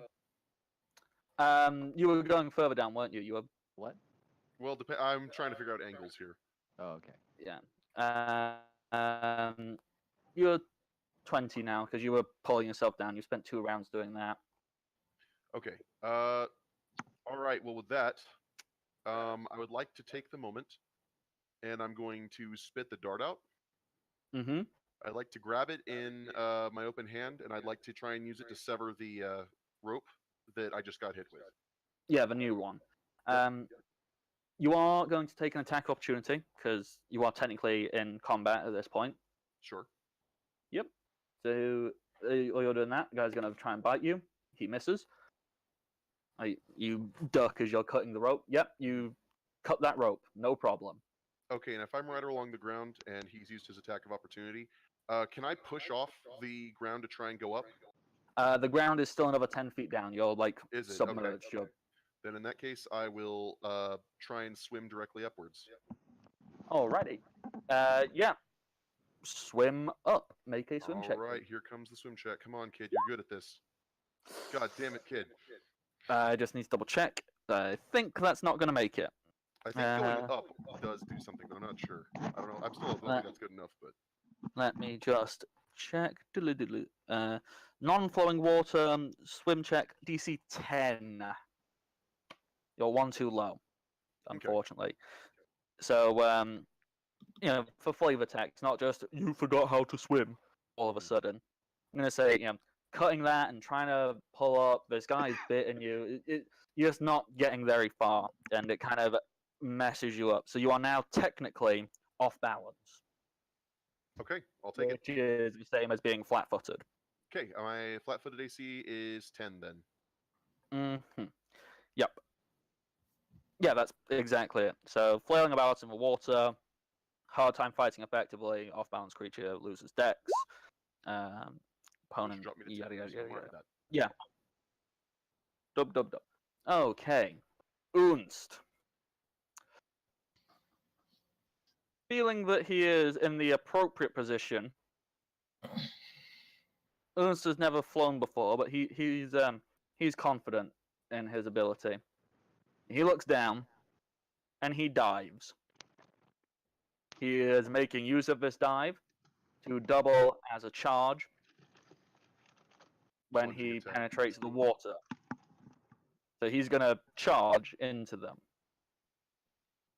Okay, so he needs to make a check of that. And...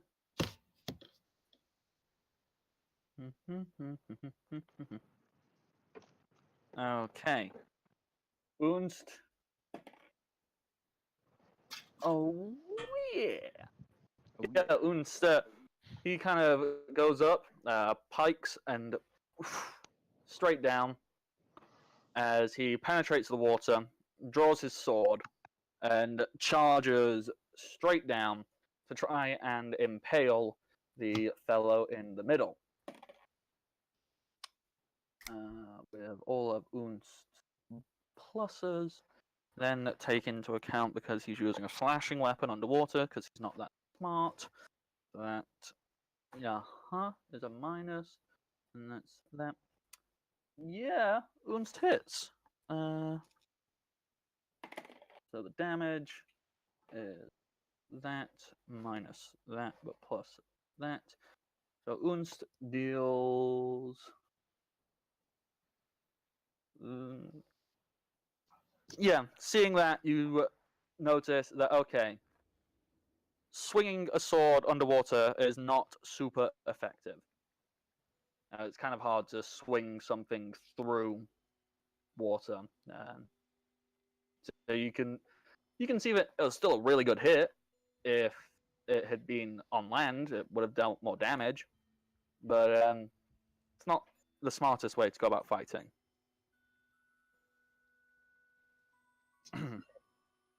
So, let us move on to Cindrix. Cindrix, you're a shark. Yeah, we're gonna charge this dude over here. Okay, so you're sharking on over. That's a thing. Sharking is now a verb. Don't question it. Yeah.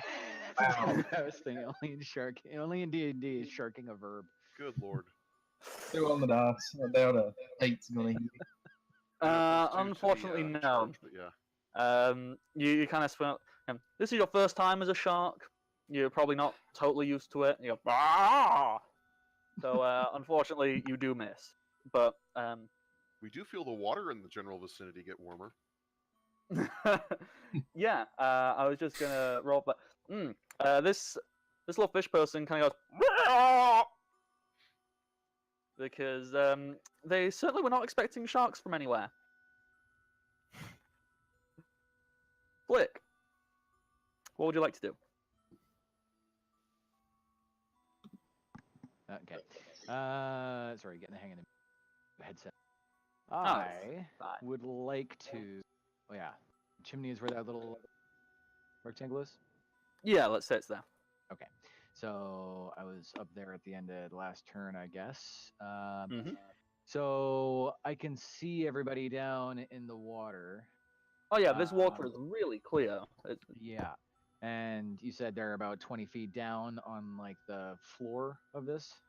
The floor is 30 feet down. All of these are like just swimming. They're just Okay. submerged in the water. They aren't like walking around on the floor. Okay, and I get over here, and all my companions look okay, like they're still fighting and not fighting to get to the surface or anything. Sorry, can you repeat that, please? Everybody, like, I don't see anybody who's like struggling to get to the surface, right? Everybody looks like they're all fighting down there, or like of their own volition. Kid looks like he's trying to swim up. Okay, I'm going to, since I have the troll gut rope out, I'm going to use the one end to, like, can I, how much control do I have over this thing? Can I use the end like a tentacle? Can I just like tell it to do whatever I want? It is a rope. Yeah. Yeah, but it's a rope that can move. It can, like, it can move itself. So it can do anything that a rope would be able to do if the rope could move itself. Is the idea, right?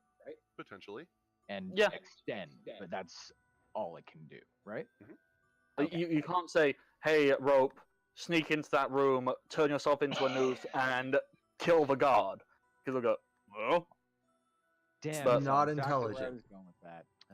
Okay, no, but I can look down at this chimney that I'm hanging off of, and I could like wrap it around myself and the chimney to hold myself in it on here, right? Yeah. You'd have plenty Okay. of space to do that. You can say, like, form a knot, and it'll go Okay. and do that. I'm just gonna have it like extend itself and wrap itself around the chimney like a dozen times, so that it's got a huge amount of tension, like friction, on it, but it's not knotted yet, because I can just will it to knot itself in an instant, pretty much anyway.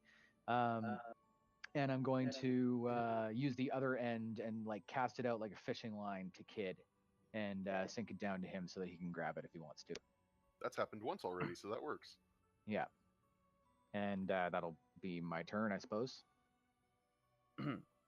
Alrighty. So then we will jump over to Valka. Let's see. So I can't really see anyone above water yet, right? No. You can see there's a lot of activity over in this general direction. You see me on the chimney, and you see Primrose on the roof. We're the only ones above the water. Yeah. But when I say you can see activity, you know, like when you move around underwater, you create ripples and whatnot. So you can see ripples Yeah. coming over from that direction. I see. I mean, I guess I might as well try my luck jumping onto this this roof and see what happens. Oh yeah, thankfully, if you fail the jump, you're just in water. Well, yeah. Thankfully, I'm not wearing armor. Yeah. Now, there's kid. Alright, yeah, I guess we should try that. I'll just jump in there. Right on the roof. Hopefully. Nope. Nope. God, As it's like you go to self-fulfilling take- prophecy. Wow. As you go to take your jump, you kind of miss time and you just slip into the water. So just pop yourself there. So it's not Just like- walls for us, it's water? It's like any sort of jump check for him.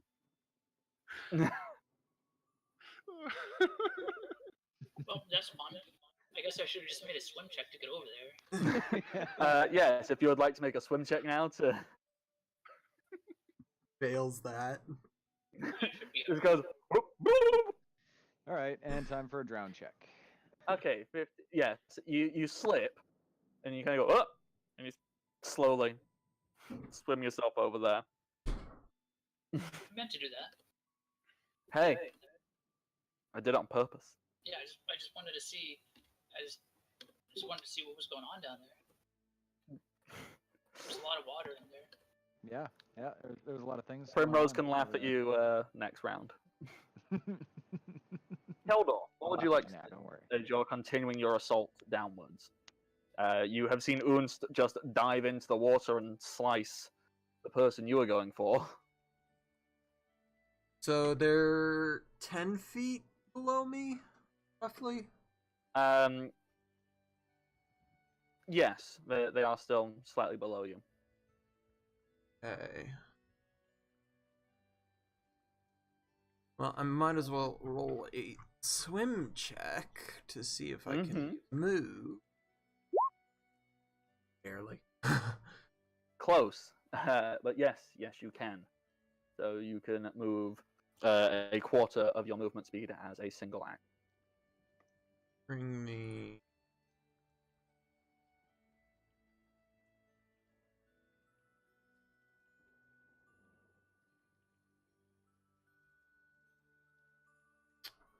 And I'm not quite within reach. Don't you have a No. reach weapon? What? Don't you have a reach weapon? Yes, but they're 10 feet below me and I'm not Ah. directly above them. Got it. So they're about 15 feet away, basically. Okay. Yeah, Alright. they're kind of looking and go. Think. Yeah, I'm gonna move quarter speed and get directly above this guy on the right. So that's the end of my turn. Let me just pop you over the top. You're on top of him. Too. Okay, fish people. Brown chicken, brown cow. Okay, so the one who is biting Kid is going to bite Kid again. These guys are rolling horrendously. I barely rolled above a 10 for them all night. Well, I got hit if you rolled above a 10. No, he rolled a 4. Well, The one that's a 6. So no, the shark isn't getting hit.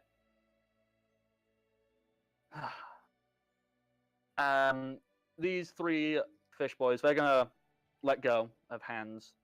Okay, things are close to us now. Our plans have been foiled. Swan's gonna make a 5-foot adjust. can they do that underwater? They have a swim speed. They can have any movement they like underwater. Okay. Wonderful. Hang on. The one under Keldor is also going to make a 5-foot adjust. And they're all now surrounding Unst. Because Unst did a clever And got himself Until in it- trouble.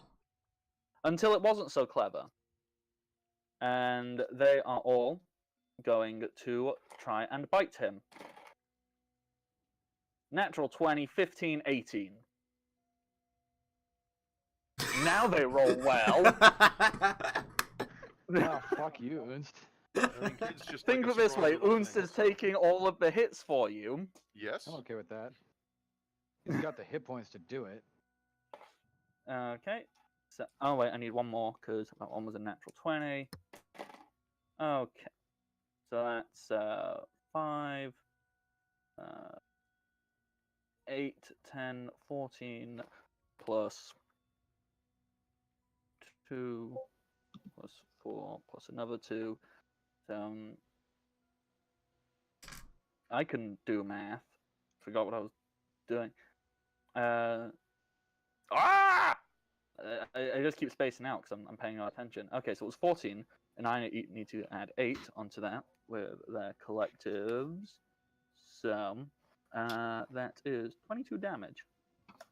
That's how math works for Unst.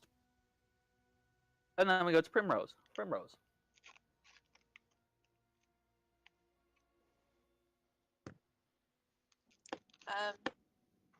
You had the joy of watching Varko slip and timidly swim over to you.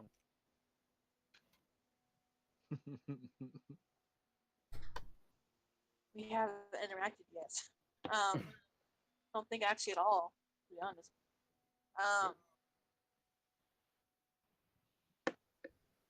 We have unlocked no such affection meter. Now's the time.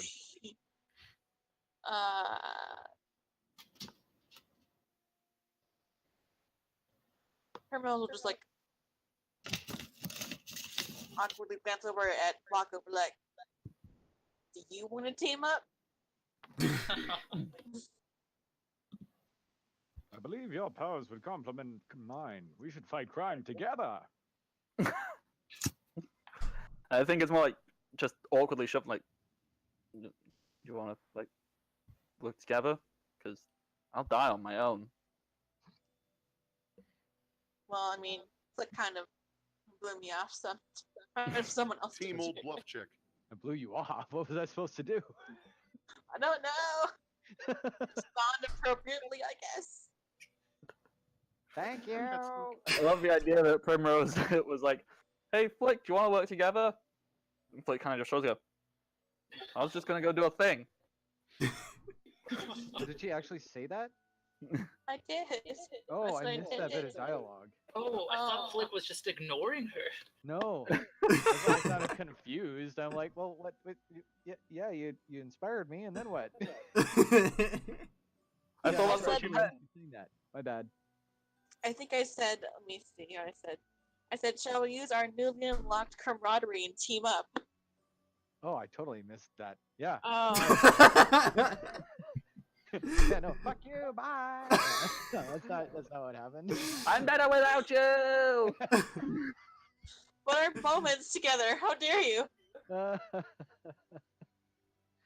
Thanks for Okay. the pop. Well, I would have been like into it, but like pointed at kid and be like, yeah, right after I saved kid from drowning. Like, That's the point. We're trying to do that. So Primrose, what would you like to do now instead?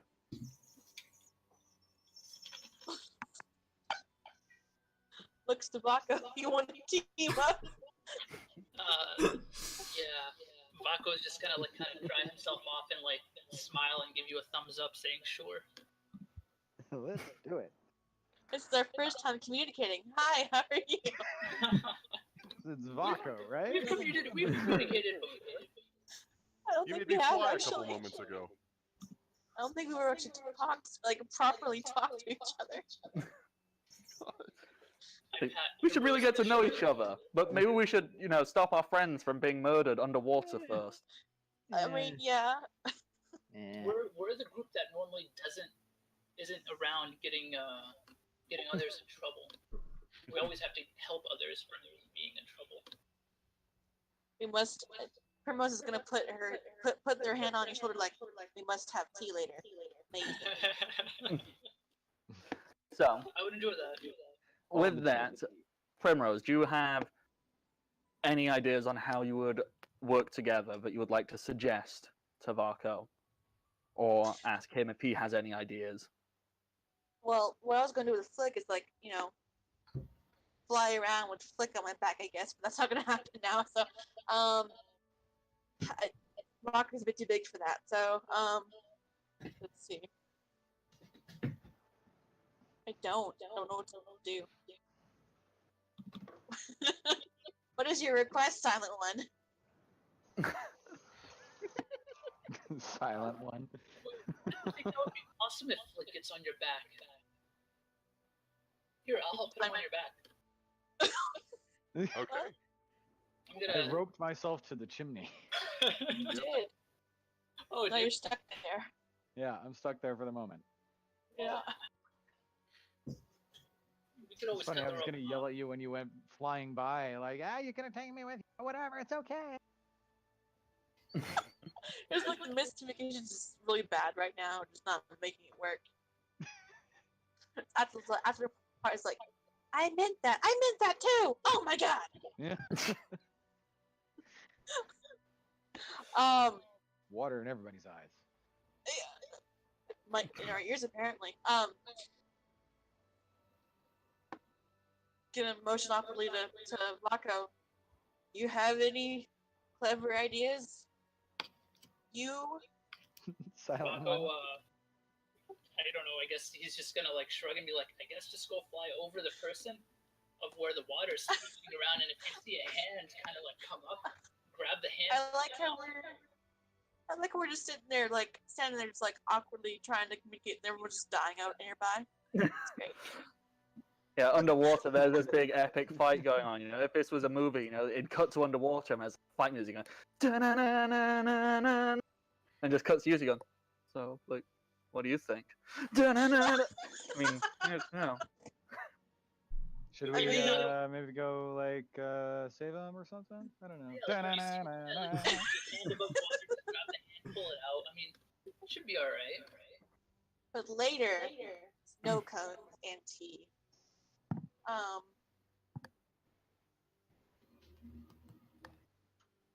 I don't know what to do. I'm very lost right now. This is not my element at all.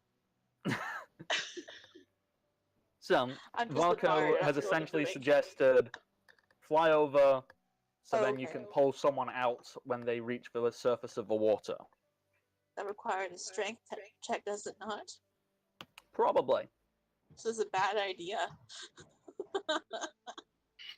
But you know what? Sure, why not? I'm in the mood to get back underneath water today.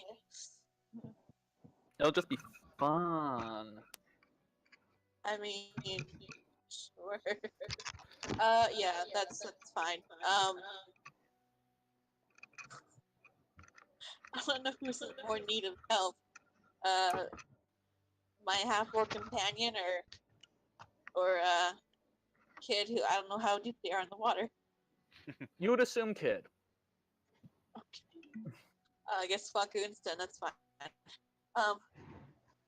Unsta's done many stupid things and is somehow still alive. You can I justify like know. Unsta's been physically eaten by something and was fine. It's true. It's almost like Some of the fish characters. boys. Psh, It's almost like probably have like we probably have a character arc later. I have no idea. Logic would dictate so. That's fine.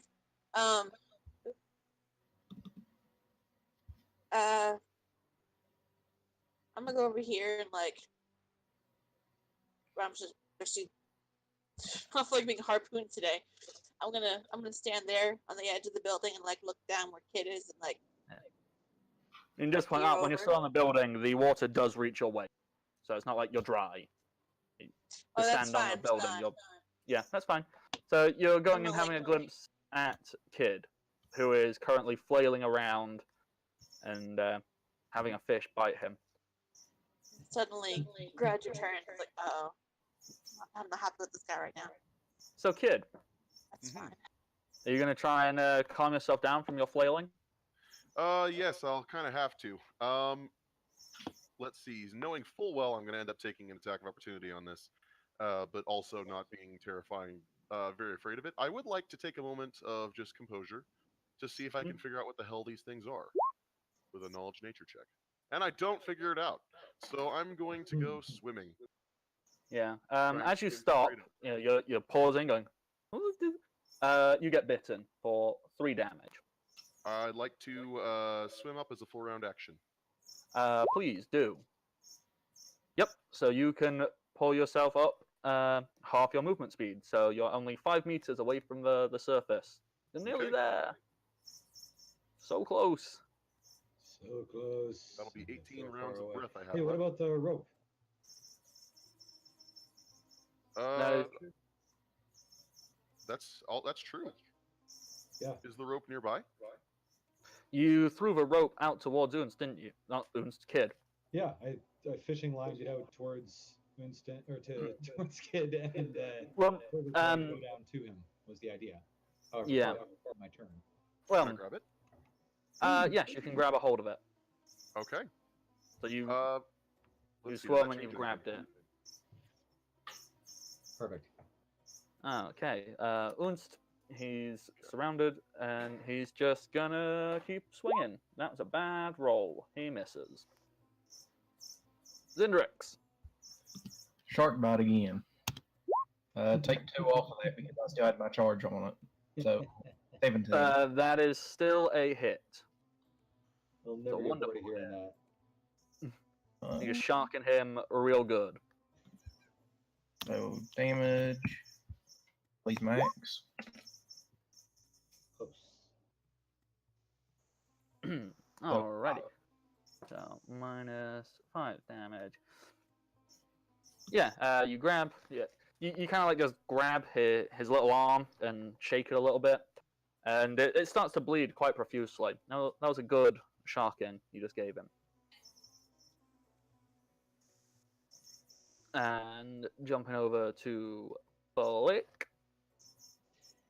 You have seen Kid has grabbed hold of the rope. He's clenched it firmly in his hand, this squirming mess. All right, and I'm going to command it to like wrap around his arm so that it's secure, and then start retracting it back towards me. Okay. Spider-Man right out of the water. What speed does the rope retract?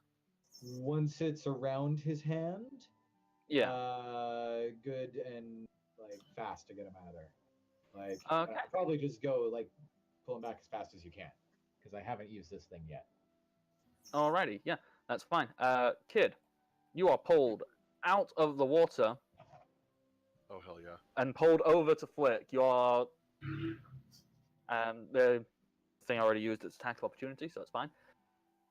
You are at the water's surface. You can breathe. Okay. And Oh, that Kid's attack of next to opportunity. you. Did that hit me before? No, it didn't. It missed. Okay. Cool. Yeah, you look like you needed a hand or something.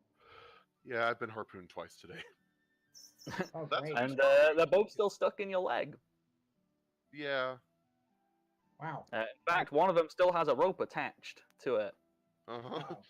I'm gonna reach down So, and trailing along the floor, there is this large-looking crossbow just going. Oh, great. Well, I'm gonna reach Oh, down. it's still and use attached to my the turn crossbow? cut the rope, One of them is, yeah. unless you want it. Do you want an aquatic crossbow? An aquatic crossbow. Is it different? Well, it's designed for use underwater, I would guess. Kid, if you pull your leg up and show Flick, these are not bolts. These are the size of spears, Jesus. if not like javelin size. A question, Matt. If do these harpoons count as short spears, or are they still bolts? terms of use? They do technically count as a short spear. Okay, that's all I need to Jeez. know. There's no way I can fire that, so I'm just gonna cut her loose. And yeah, I'm sure pulling him back and cutting that off of him will be pretty much my turn. Yeah, that's absolutely fine. You can do that. Varco. Let's see. Now that Primrose flew away, it's just me and Flick up here, and I think I see Kid. Yeah, you see Kid's head penetrate the water's surface. I'm gonna walk over here to Kid then, and Using help that him, word, don't you, Matt? and help him, I guess, on the roof, so he doesn't have to swim. He must be exhausted. Yeah. But he can still fly, I think. I can fly, yes. Yeah, so you can at least help him like step up onto the roof and like let him rest against the chimney, so he's not like just having to tread water. We'll do that then. Okay. I'm gonna say that's your action then, if you had to move over him and help him up. Okay. Jumping over to Keldor. They're still out of reach. Unfortunately. You'd have to move and then stab. Yep, you move. You keep Just moving one spot down. Are Like you 5 feet down, down. so you're at the same level as them? No, I'll be 10 feet away from them still. So I'm like yeah. 5 You're feet above 15 them. feet down, not Yeah. 20. Yep, cool. Alrighty. Who are you stabbing? This is the one Unst already hit. That's the same one you magic missiled as well. Yeah, I'm just gonna hit him. Go for it. I believe it's...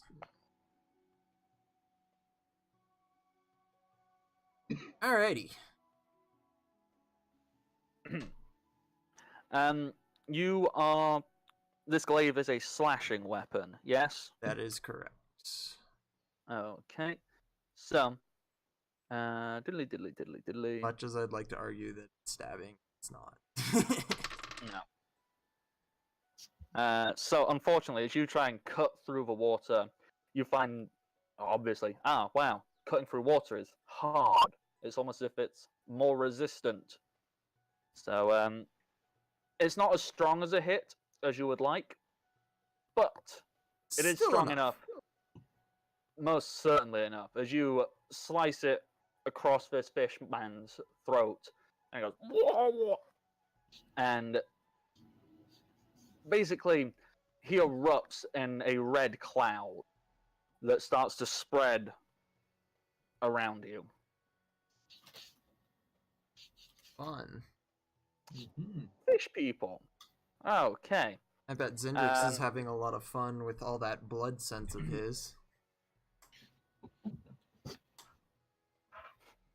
I think Zendrix is having lots of fun. Okay. So, seeing his friend brutally decapitated, and seeing you guys, there's more than just one of you. This little fishy is swimming towards where the water is much darker and appears to go deeper, and he begins to descend further down. As it does this little fishy. And so are these two, but this first one, he will take an attack opportunity from both Keldor and Unst. Oops. And that's a hit from Unst.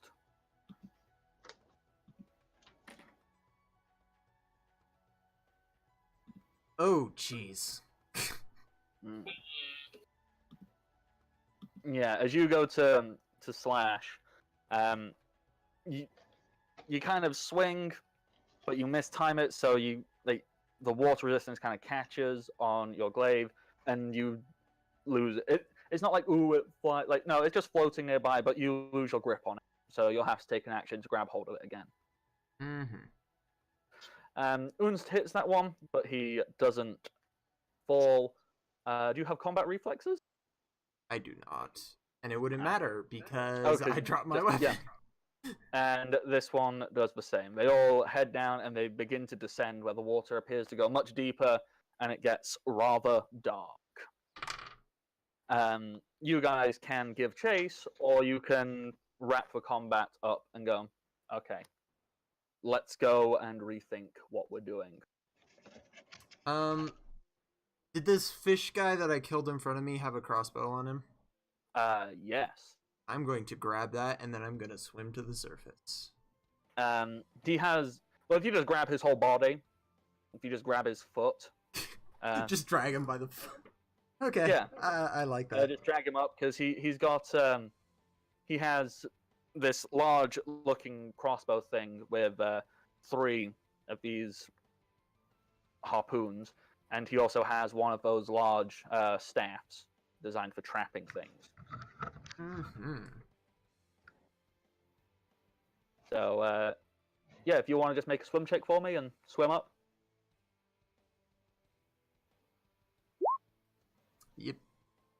Yep, and Unst will do the same. And At that point, I'm assuming you guys are all going to come and just get out of the water, and I'll happily I'm not going to make you roll swim check after swim check. Okay, yes, you can. Combat's over. You can move your. Well, you've got enough people. Uns can fly. Uns will grab you, Keldor, and fly, carrying you as you carry the fish.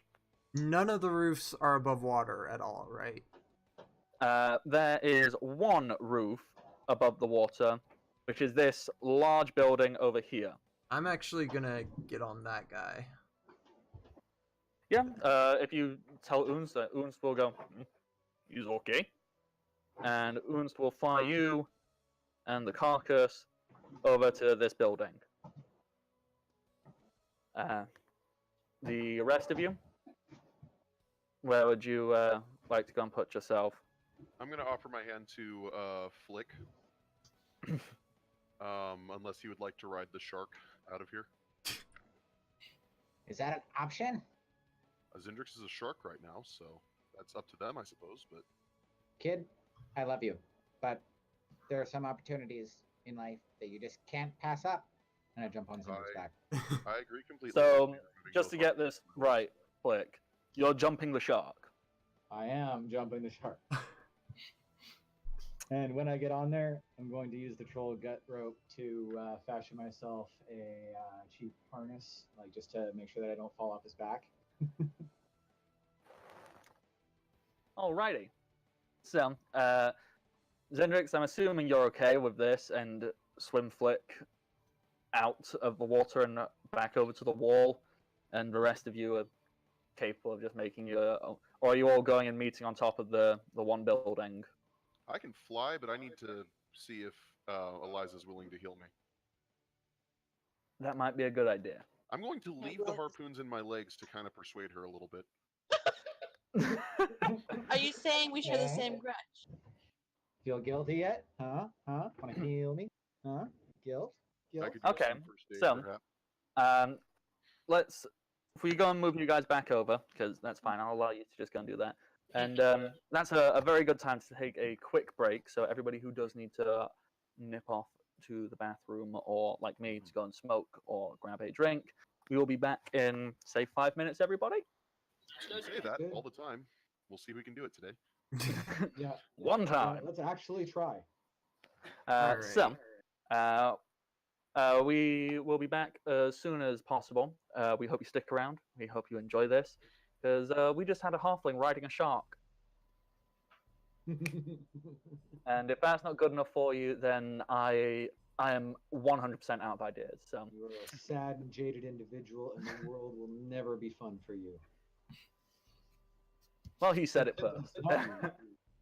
So thank you, everybody, for sticking around for now. We'll be back in a few minutes. And until then, just kick back, relax, chat amongst yourselves.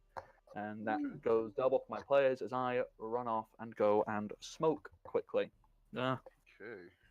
So the first thing I'm gonna Archer, okay. Don't smoke, kids. take us away. Smokes adults.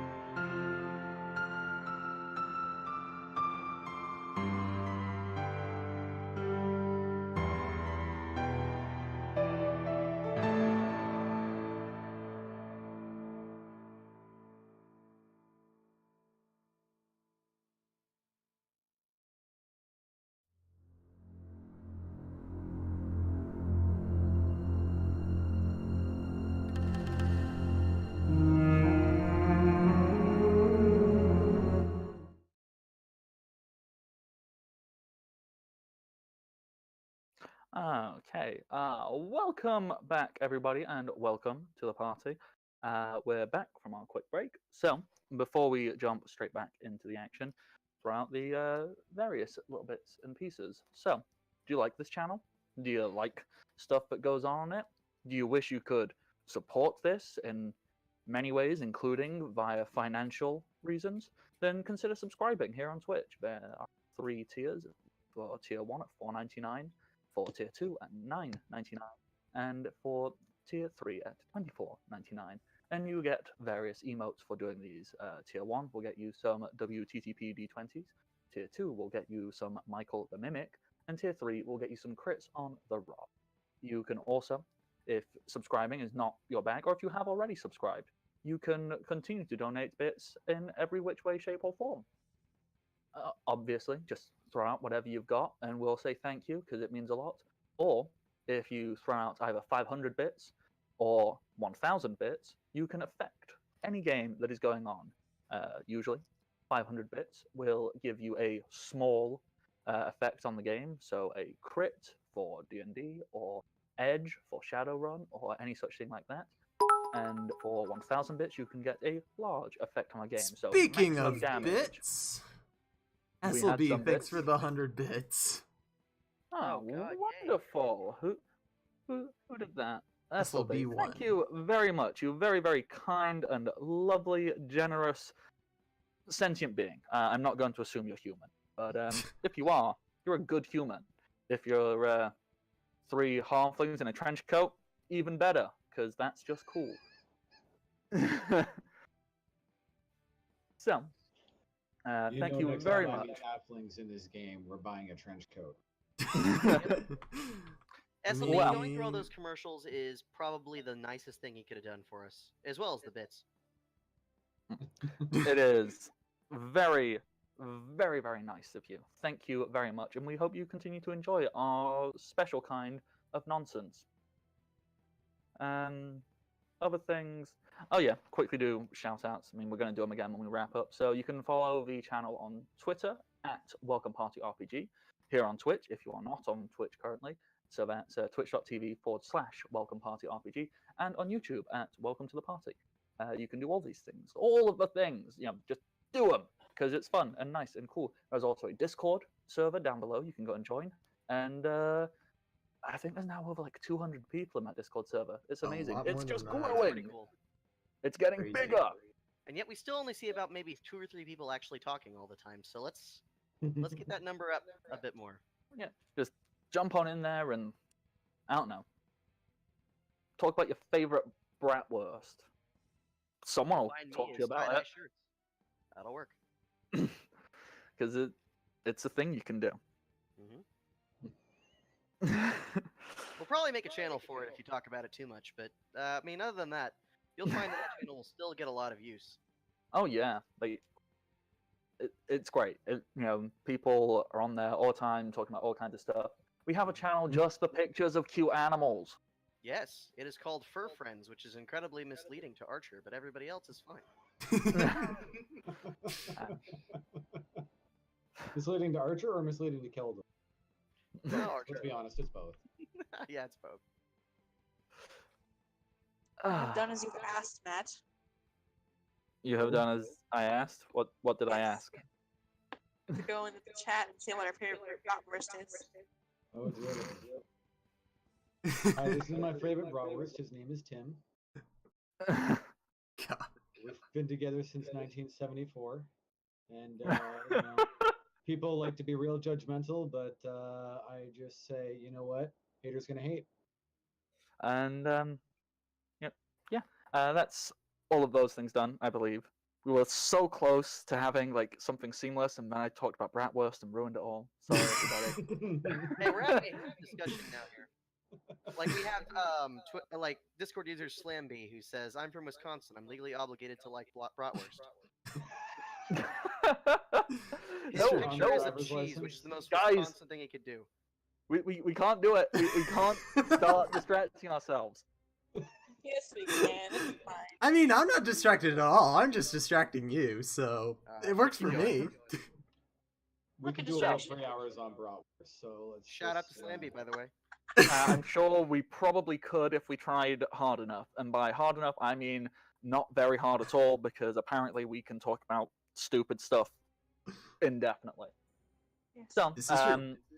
Zindrix just had to dash off for something quickly.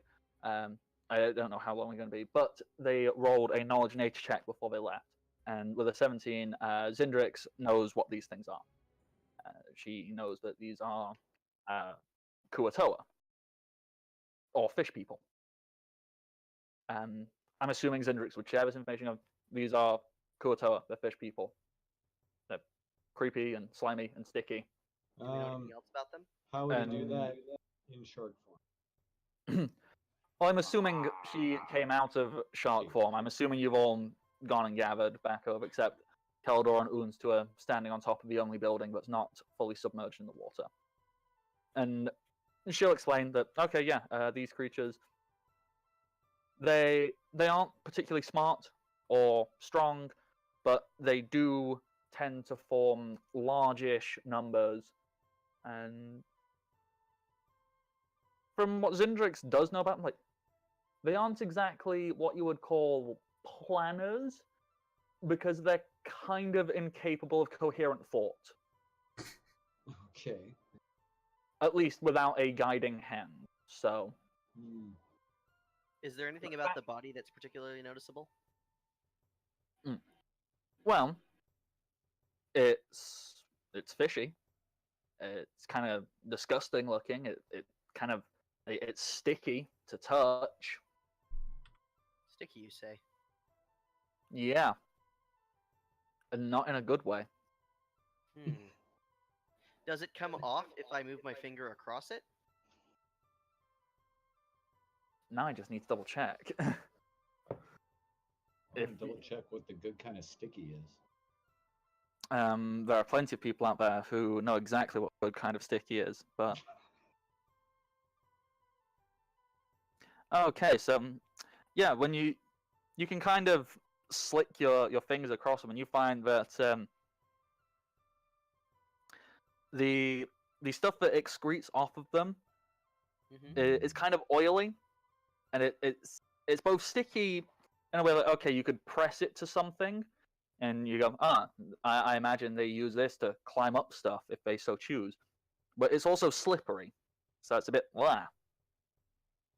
So it's like sludge. It's like Yeah. oobleck. Okay. Yeah, pretty much. Sludge.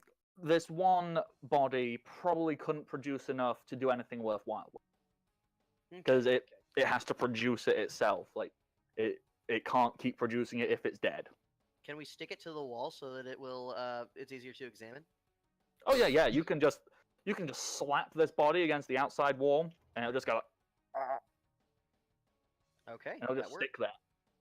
It's kind of eerie. It is. What do you It's think it kind of tastes like? dark.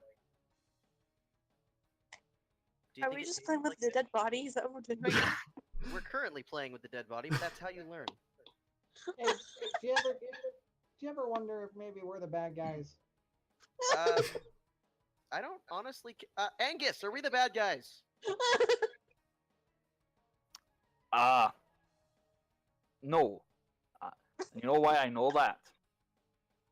Why?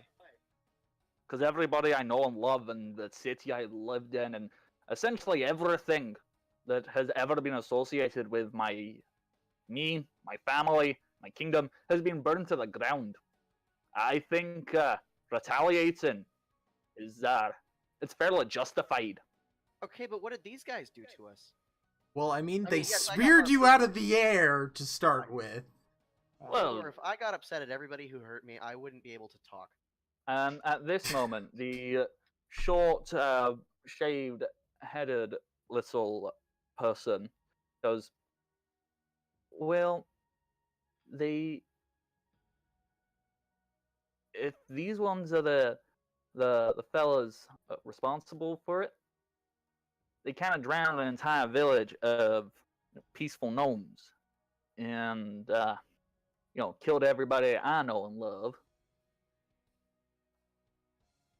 whilst also destroying the only place I have ever called home. Wow, it's like Okay, we're so the these same, guys probably except deserve instead- it. Okay, if we think so. Well, I don't think they didn't deserve it. So, by process of elimination, I don't know. Did we find out the person's name last time? I don't think anybody asked. Okay.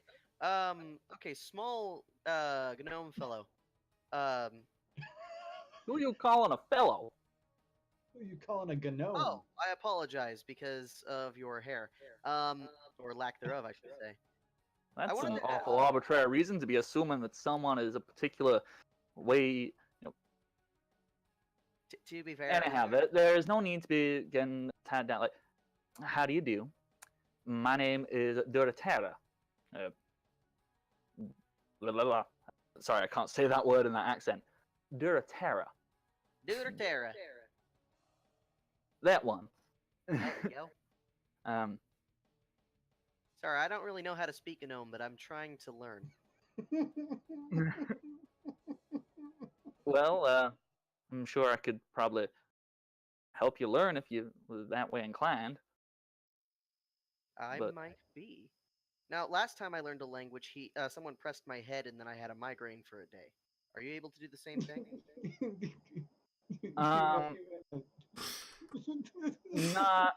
Not exactly. I'm Our Wi-Fi is not that good. I'm not- I'm afraid I don't have the time. I'm sorry. I'm not exactly what one would call a magical lady. I'm real good at punching stuff, Really? and that's kind of like it. Oh my god, how good are you at punching stuff? She kind of goes like, "Do you have something for me to punch?" Yes! And kid gets in front of her. Okay. And He's, do you want me he's to kinda just? into this? So you should probably just know that before going into whatever this is. Kid's going to crouch down so that she gets a better shot. Take it back. He's Uh, really into this. She looks at you crouching and goes, "Please, you don't need to crouch for me. Stand up proper." Okay. And he stands up. I'd prefer you not And- to go below the belt, though, if you can avoid it. I wanted to make that a little easier for you.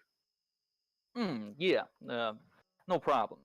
And you just want one punch, or do you want me to show you what I can really do? We have a healer over here, so I think we'll be fine. Flick's gonna position himself behind Kid where Kid can't see, and he's gonna stand there with his arms out like he's gonna catch Kid when he falls. Off Okay. to the side so he doesn't get crushed. So, what this little gnome does is she closes her eyes, exhales slowly as she raises her hands. She doesn't clench them into fists. She holds them out in like a flat martial arts style. She then jumps up and does two very quick punches into Kid's chest. And they deal 100 damage.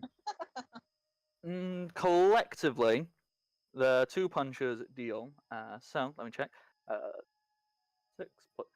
10 damage. And you notice as she goes to punch, you can see a faint aura around her fists as she does so. Oh, Jesus. Whoever the hell that And is. you then notice as she descends from her jump, she seems to fall slower. You saw her jump, and then she just lightly returns to the ground. The kid's going to kind of look up after just kind of. Okay, very good.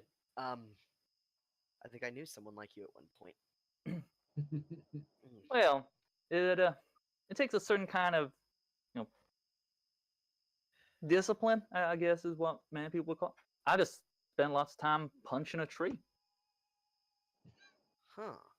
and thinking real hard about why I was punching the tree and In what if I ratio, was if you could the say, tree. 'cause I'm interested. So how'd you reconcile that with like punching yourself all the time? Oh no, it's more metaphorical.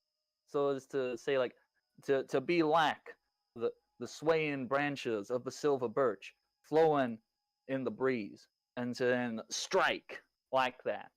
I mean, I guess normal people would have like used a river to symbolize flowing, but you know, trying to use the water here as inspiration is like looking at like a rock.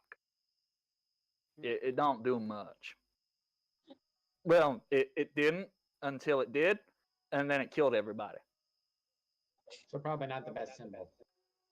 Probably not, but and she just kind of shrugs and goes, Okay, well, Okay. Damn, Matt, I do like this character.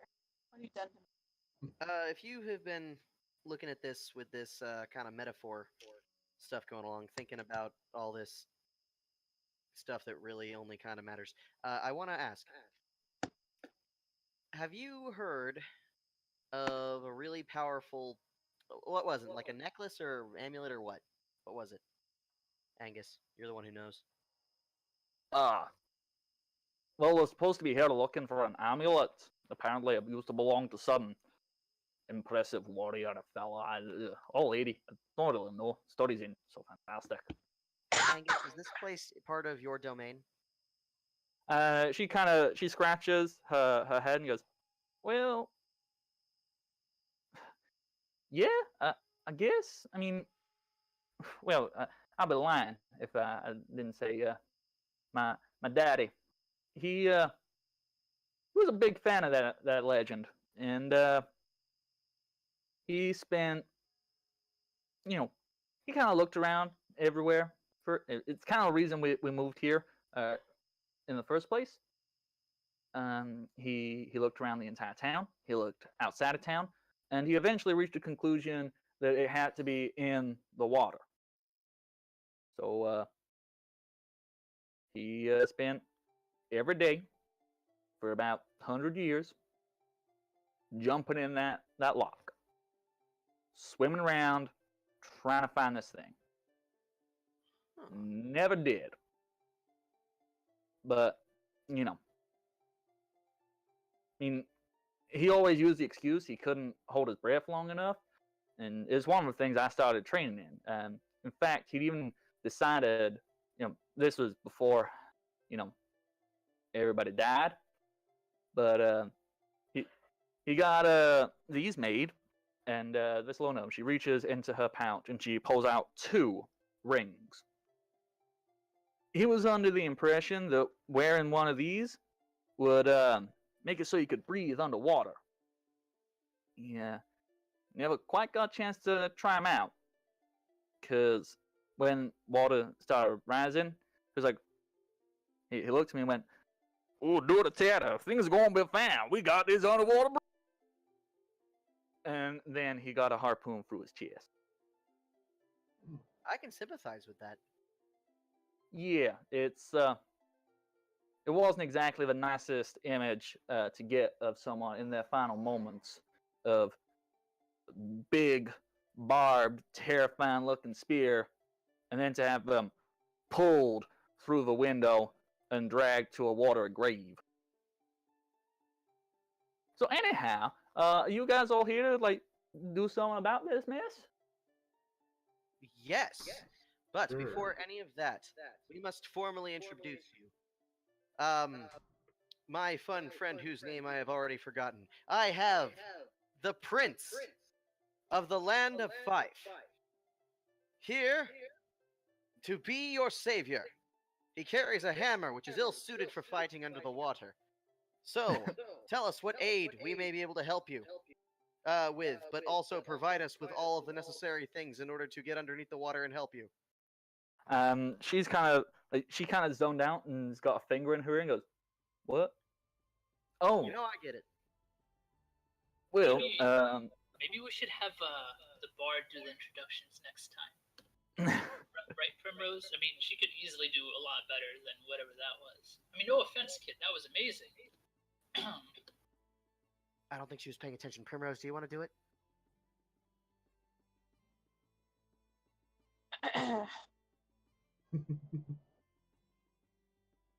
Does our bard have a name? You? Does the No, not me. They would leave Yeah. the Yeah. town. Your bard. Does he have a name? He's got a stage name, and that's pretty much how he introduced himself to you. Bardic Nog? Is that what it is? Okay. Yeah, but people just call him Bardic. Okay. No one really cares enough to ask him like about his real name and anything about him as a human being. It's like, yeah, No, yeah, I you're a didn't care. Haven't had time to ask that. We've had lots of time. Nobody's chosen to interact. He's kind of right there. Yeah. Mhm. It's kind of off-putting with that big voice. Just a bit. Having any long conversations with him is hard. I like the big voice. Yeah. It's fine. Because any conversation you have with him is a conversation everybody hears. I like the big voice. It's fine. Primrose kind of.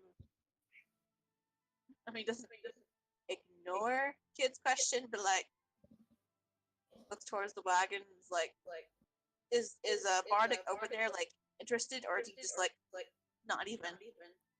Over here with the. He's kind of leaning back, doing a similar thing that Duratire was doing, kind of like cleaning his ear, and goes, "Oh, whoa, whoa! But you're letting me do a thing? A thing! Marvelous!" And he then leaps up on top of the wagon and goes, "Greetings, Oh, there's just one of you. One moment. Greetings, person! We are merry adventurers on an epic quest of vengeance. We come with the Prince of Fife, and we are here to solve your problem today." Primrose is gonna point it at Bardic and like, T later, me, you, and that guy over there points to Waka. Flick pulls his harmonica out, and he like imitates a trumpet, like. Duratara just kind of sits there and goes, "Well, I don't quite reckon I know what y'all's intending to do, because at this point, like, most of the group have walked out. Obviously, Unst and Keldor are off on their own, but, Angus is there in big heavy armor, Eliza's there. Gen3 and Notad look like they couldn't swim if their lives depended on it. Meat Sprinkles is there, kind of just like holding a dagger, going. And Duratara kind of looks at all, y'all know that this is like underwater, so you're useless. Points at Fife.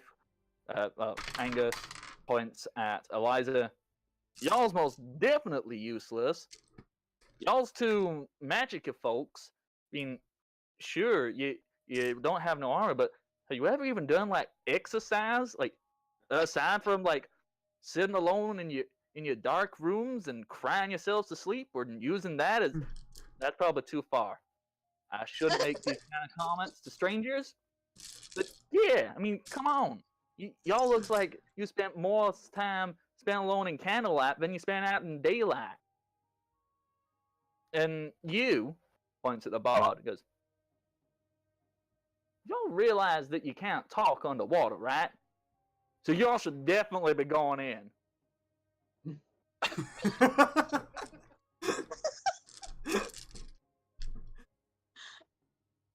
I like There's this a lot of person. true statements. This person is great.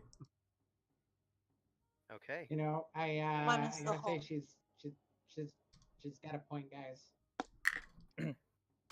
So, I mean, yeah, as I said, I got these two rings. I don't know how far that lock goes down. I don't even know where these things come from. I mean, so I'm assuming there's gotta be like a cave or a tunnel or something down there. But I don't know if it's long or short, or if there's anything like any land or like underwater caves or nothing. So, I mean, obviously, I can give this to the two of you. I mean, I saw what that elf lady did. It's impressive. I ain't never seen nobody turn themselves into a shark before. So she'll be fine. Yeah, I don't know. Like, I don't think I'm gonna be very useful even with. I have an So, idea, yeah, Flick. We shoot. just experimented with the ring, but I Yes. have another one too, because obviously a long drawn out time underwater might be problematic for some of us. Uh huh. I'm asking this to Dorotera. Um, do the rings just start working immediately to let us presumably breathe underwater, or uh, Are or you do we thinking have of to? trading off when we're down there?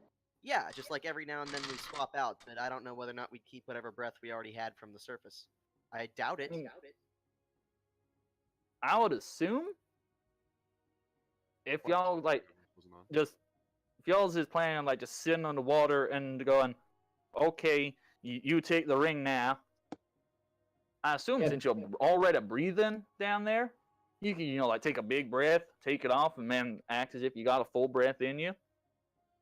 And then go give it to the person who's turning blue, and all of a sudden it's fine. I mean, I don't know. I never personally experimented, but I don't see why it wouldn't work. I have a question. I mean, Is that it- that could work, but that sounds like a really good way to die. It does. Is this part a door? That is a shoddily thrown together wall. Could we shoddily unthrow it together and let some of the water out? If you gave it a big kick, yeah. Okay. Before I do this, Duratera, what would happen to the general vicinity if the water level increased, like that it hasn't already done? Well, if you're suggesting, like pulling the plug, Mhm.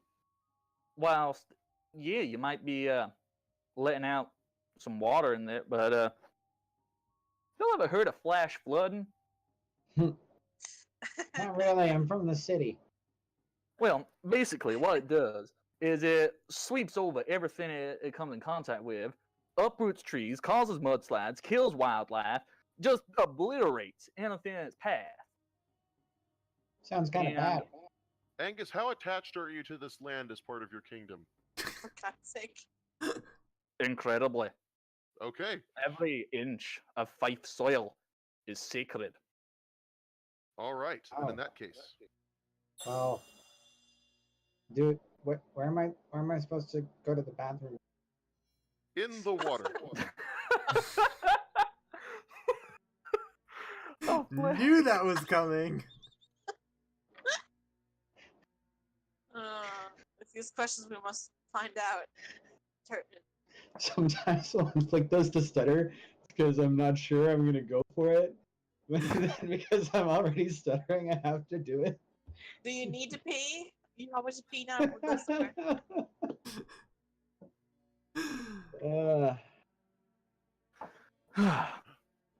Okay. I have an idea. Oh, God. Oh dear. That never. Keldor says that out loud. Yeah, Eliza. Oh the dear. entire Yeah. party audibly groans whenever we hear that. Eliza, I What? do have a question. No. This is a good question for you, Eliza. No. Yes? Can you... No, not Alexa, you stupid thing.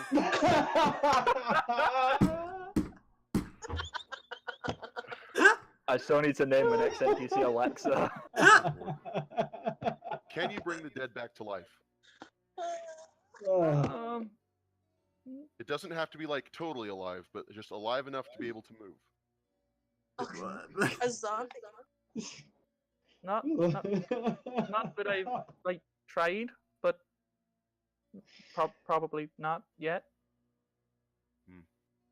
Can 3, can you bring the dead back to life?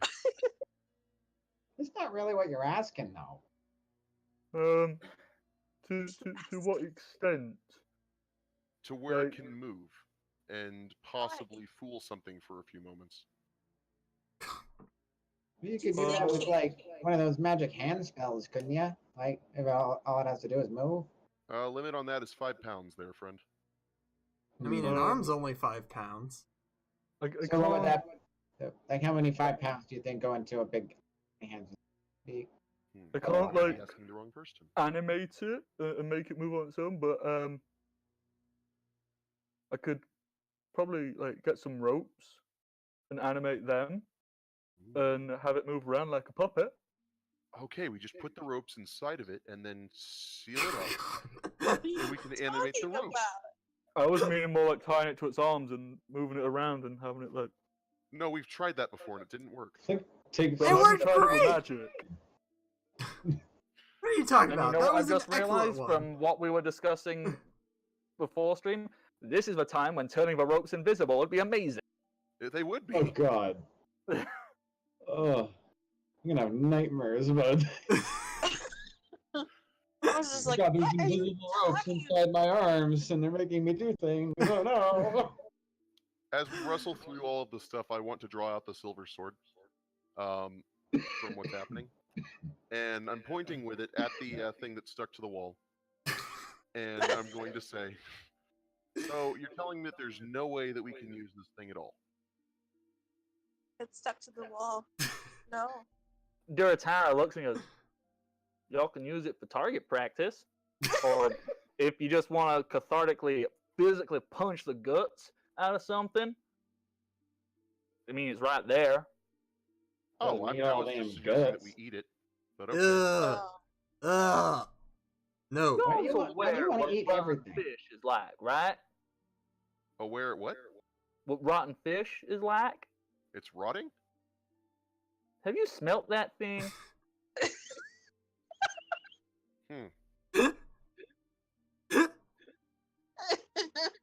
Kid, if you eat that thing, you have to camp on your own. Very far away. Hmm. I'll let Meat Sprinkles eat it. Oh, gosh. Meat Sprinkles how runs good. over, like he leaps from the back of the wagon, sprints over with a little dagger, cuts off the Hey, toe, and same puts it in his rule mouth and goes, applies. yeah! Meat Sprinkles has Oh. eaten one of the webbed toes. Ew. Ew. Everyone's just gonna like hide behind Elijah, just like, ew. And Eliza Um, attempts to hide behind Primrose. Ew. If that doesn't kill him, I don't know if I can. Whilst all this is going on, I'm going to quickly jump over to Keldor and Oons to have strapped themselves over on the tallest building in town, which is it's quite a nice looking building if it wasn't, drowned. It's like got white marble. It's got some pillars on the front of it. Like it looks like it was like a town hall at one point. As Unst and Keldor are sat on it, Unst is kind of like he's trying to slap water out of his hair, going like, "Ugh. Ew. This is certainly a new one to me. What? Why would you make Captain village J. underwater, but not live under? It's just strange. Why would people do this?" Captain J. Cross just subscribed for the 5th month in a row. You're awesome, Captain J. Cross. And you have yet another crit on your I've not even hands. used any of them yet. I'm just stockpiling. Everyone beware themselves. We might die today. Soon. There are Building up to 3 100 crits that have yet to be used against the party. That's not good. Thank you, Cap Jack. Love you. We're all screwed. And unfortunately, there will not be time to find out what's going on with them this session because we are going to have to wrap up very, very shortly. I'm just going to let Keldor have his interaction with Unst if he so wishes, or whatever Keldor wants to do, going up over onto the So building. this is like a really nice building I'm on top of? Oh yeah, and the water hasn't reached the ceiling of it at all. And looking down into the pit that is the lock, do I see like it curving away, or does it just fade into blackness? It just fades. It just goes dark. I'm gonna fire magic missiles down into it and see how far I Cast can magic see them missile into. darkness. Are you firing magic missiles into the darkness? Yes, I am firing magic missiles into the darkness and seeing There's how so many deep it girls is. there. I want to do that. Ah, dead memes. Never not funny. Okay, so And by the way, they can go 140 feet down it. yeah, that's fine. You can kind of see these little balls of light. They go, and it looks maybe like it's hard to judge because it's underwater. It looks maybe from where you are stood on top of this building, which is 30 foot high. Obviously, it's 30 foot down to this building's slightly higher. It's like 35 foot high, so it's 35 foot down to where the original surface layer of the lock would be. Well, no, it's 35 foot down to the floor. There. Yes. And then from where it would penetrate the lock, it goes down about another 50 feet, and then it kind of just hits the floor and goes. Pew. So from where you guys are, the bottom of the lock appears to be about 80 foot deep. Yeah, I'm not going in there. And that's all I got. And with that, Un's kind of goes, should we go and join other people? I'm just gonna wait for them here. I like this plan. We have a good vantage point. When more smelly fishes come, I did not bring fishing rod. I am disappointed with myself. I hand him the harpoon crossbow. Genius! And he pulls the harpoon out of it, which has a rope attached, and he swings it, and he's holding on to the rope, and he just dangles the harpoon in the water with the rope wrapped around his hand. Like, he doesn't care about the gun. He puts that down, he's just dangling this harpoon on a rope. He'll come for it. So And that's where we end! Just with that scene. perfect. With No Oons bait, sat nothing? cross-legged, dangling a harpoon off it into the water. And that is a marvelous point to end for this session. Thank you all for joining us. This has been here on Welcome to Party. You can find this place on Twitter at Welcome Party RPG, on Twitch at Welcome Party RPG, and on YouTube at Welcome to the Party. There is also a Discord server you can go and join. It's marvelous. It's wonderful. Other things to quickly plug: if you like the artwork for one Kid the Fish Food, Dark Horse, you can find the artist over at Thomas-Safe Zone on Tumblr. Wonderful stuff. It's very cost effective, and you can talk to Cody about it. Cody will explain how good he is. Yes. Some of the other things you may have noticed during the break is some delightful artwork by our very own Archer of the Eye, whichever side he is at. You can find that over on DeviantArt / Archer of the Eye. I have been your Dungeon Master and host and nonsense creator extraordinaire, the Bardic Knock. You can find me on Twitter at the Bardic Knock, on Patreon at the Bardic Knock, and on YouTube at the Bardic Knock. It's almost like I went for a name and just threw it everywhere. Mm-hmm. Genius. Branding! We thank you all very kindly for joining us, and we are going to go and raid Forge Breaker? Is that the name of the thing? I think so. I think he's called Forge. Because last time we got it wrong and we said Forge Breakers. It is one break. Or does that mean Singular. he's broken one forge? If it's like... No, it means there's only one person running around breaking forges. Yeah. So it'd be... So how would it be like one person who's broken one... I'm sure we'll find out if we go there. Yeah, I'm sure when we go and raid them, they will give us all the adequate information and explain how many forges they have broken. But they're a great guy. I think it's a guy. I'm fairly certain it's a guy. But he also does loads of cool work, and he's also on the Discord channel. So hey, if you go and like that stuff, just still join us. It's great. I think I plugged everything. Yep. There you go. Champion! Join us next time and we'll plug up that hole. So /raid Forge Breaker. So one what word, we can find out. I believe. So, once again, thank you all for coming and joining us. We hope you had a wonderful time. And until next time, I wish you good health and happy adventuring, everybody. Yep, take care. I don't have a funny one-liner to end on. Hit the button!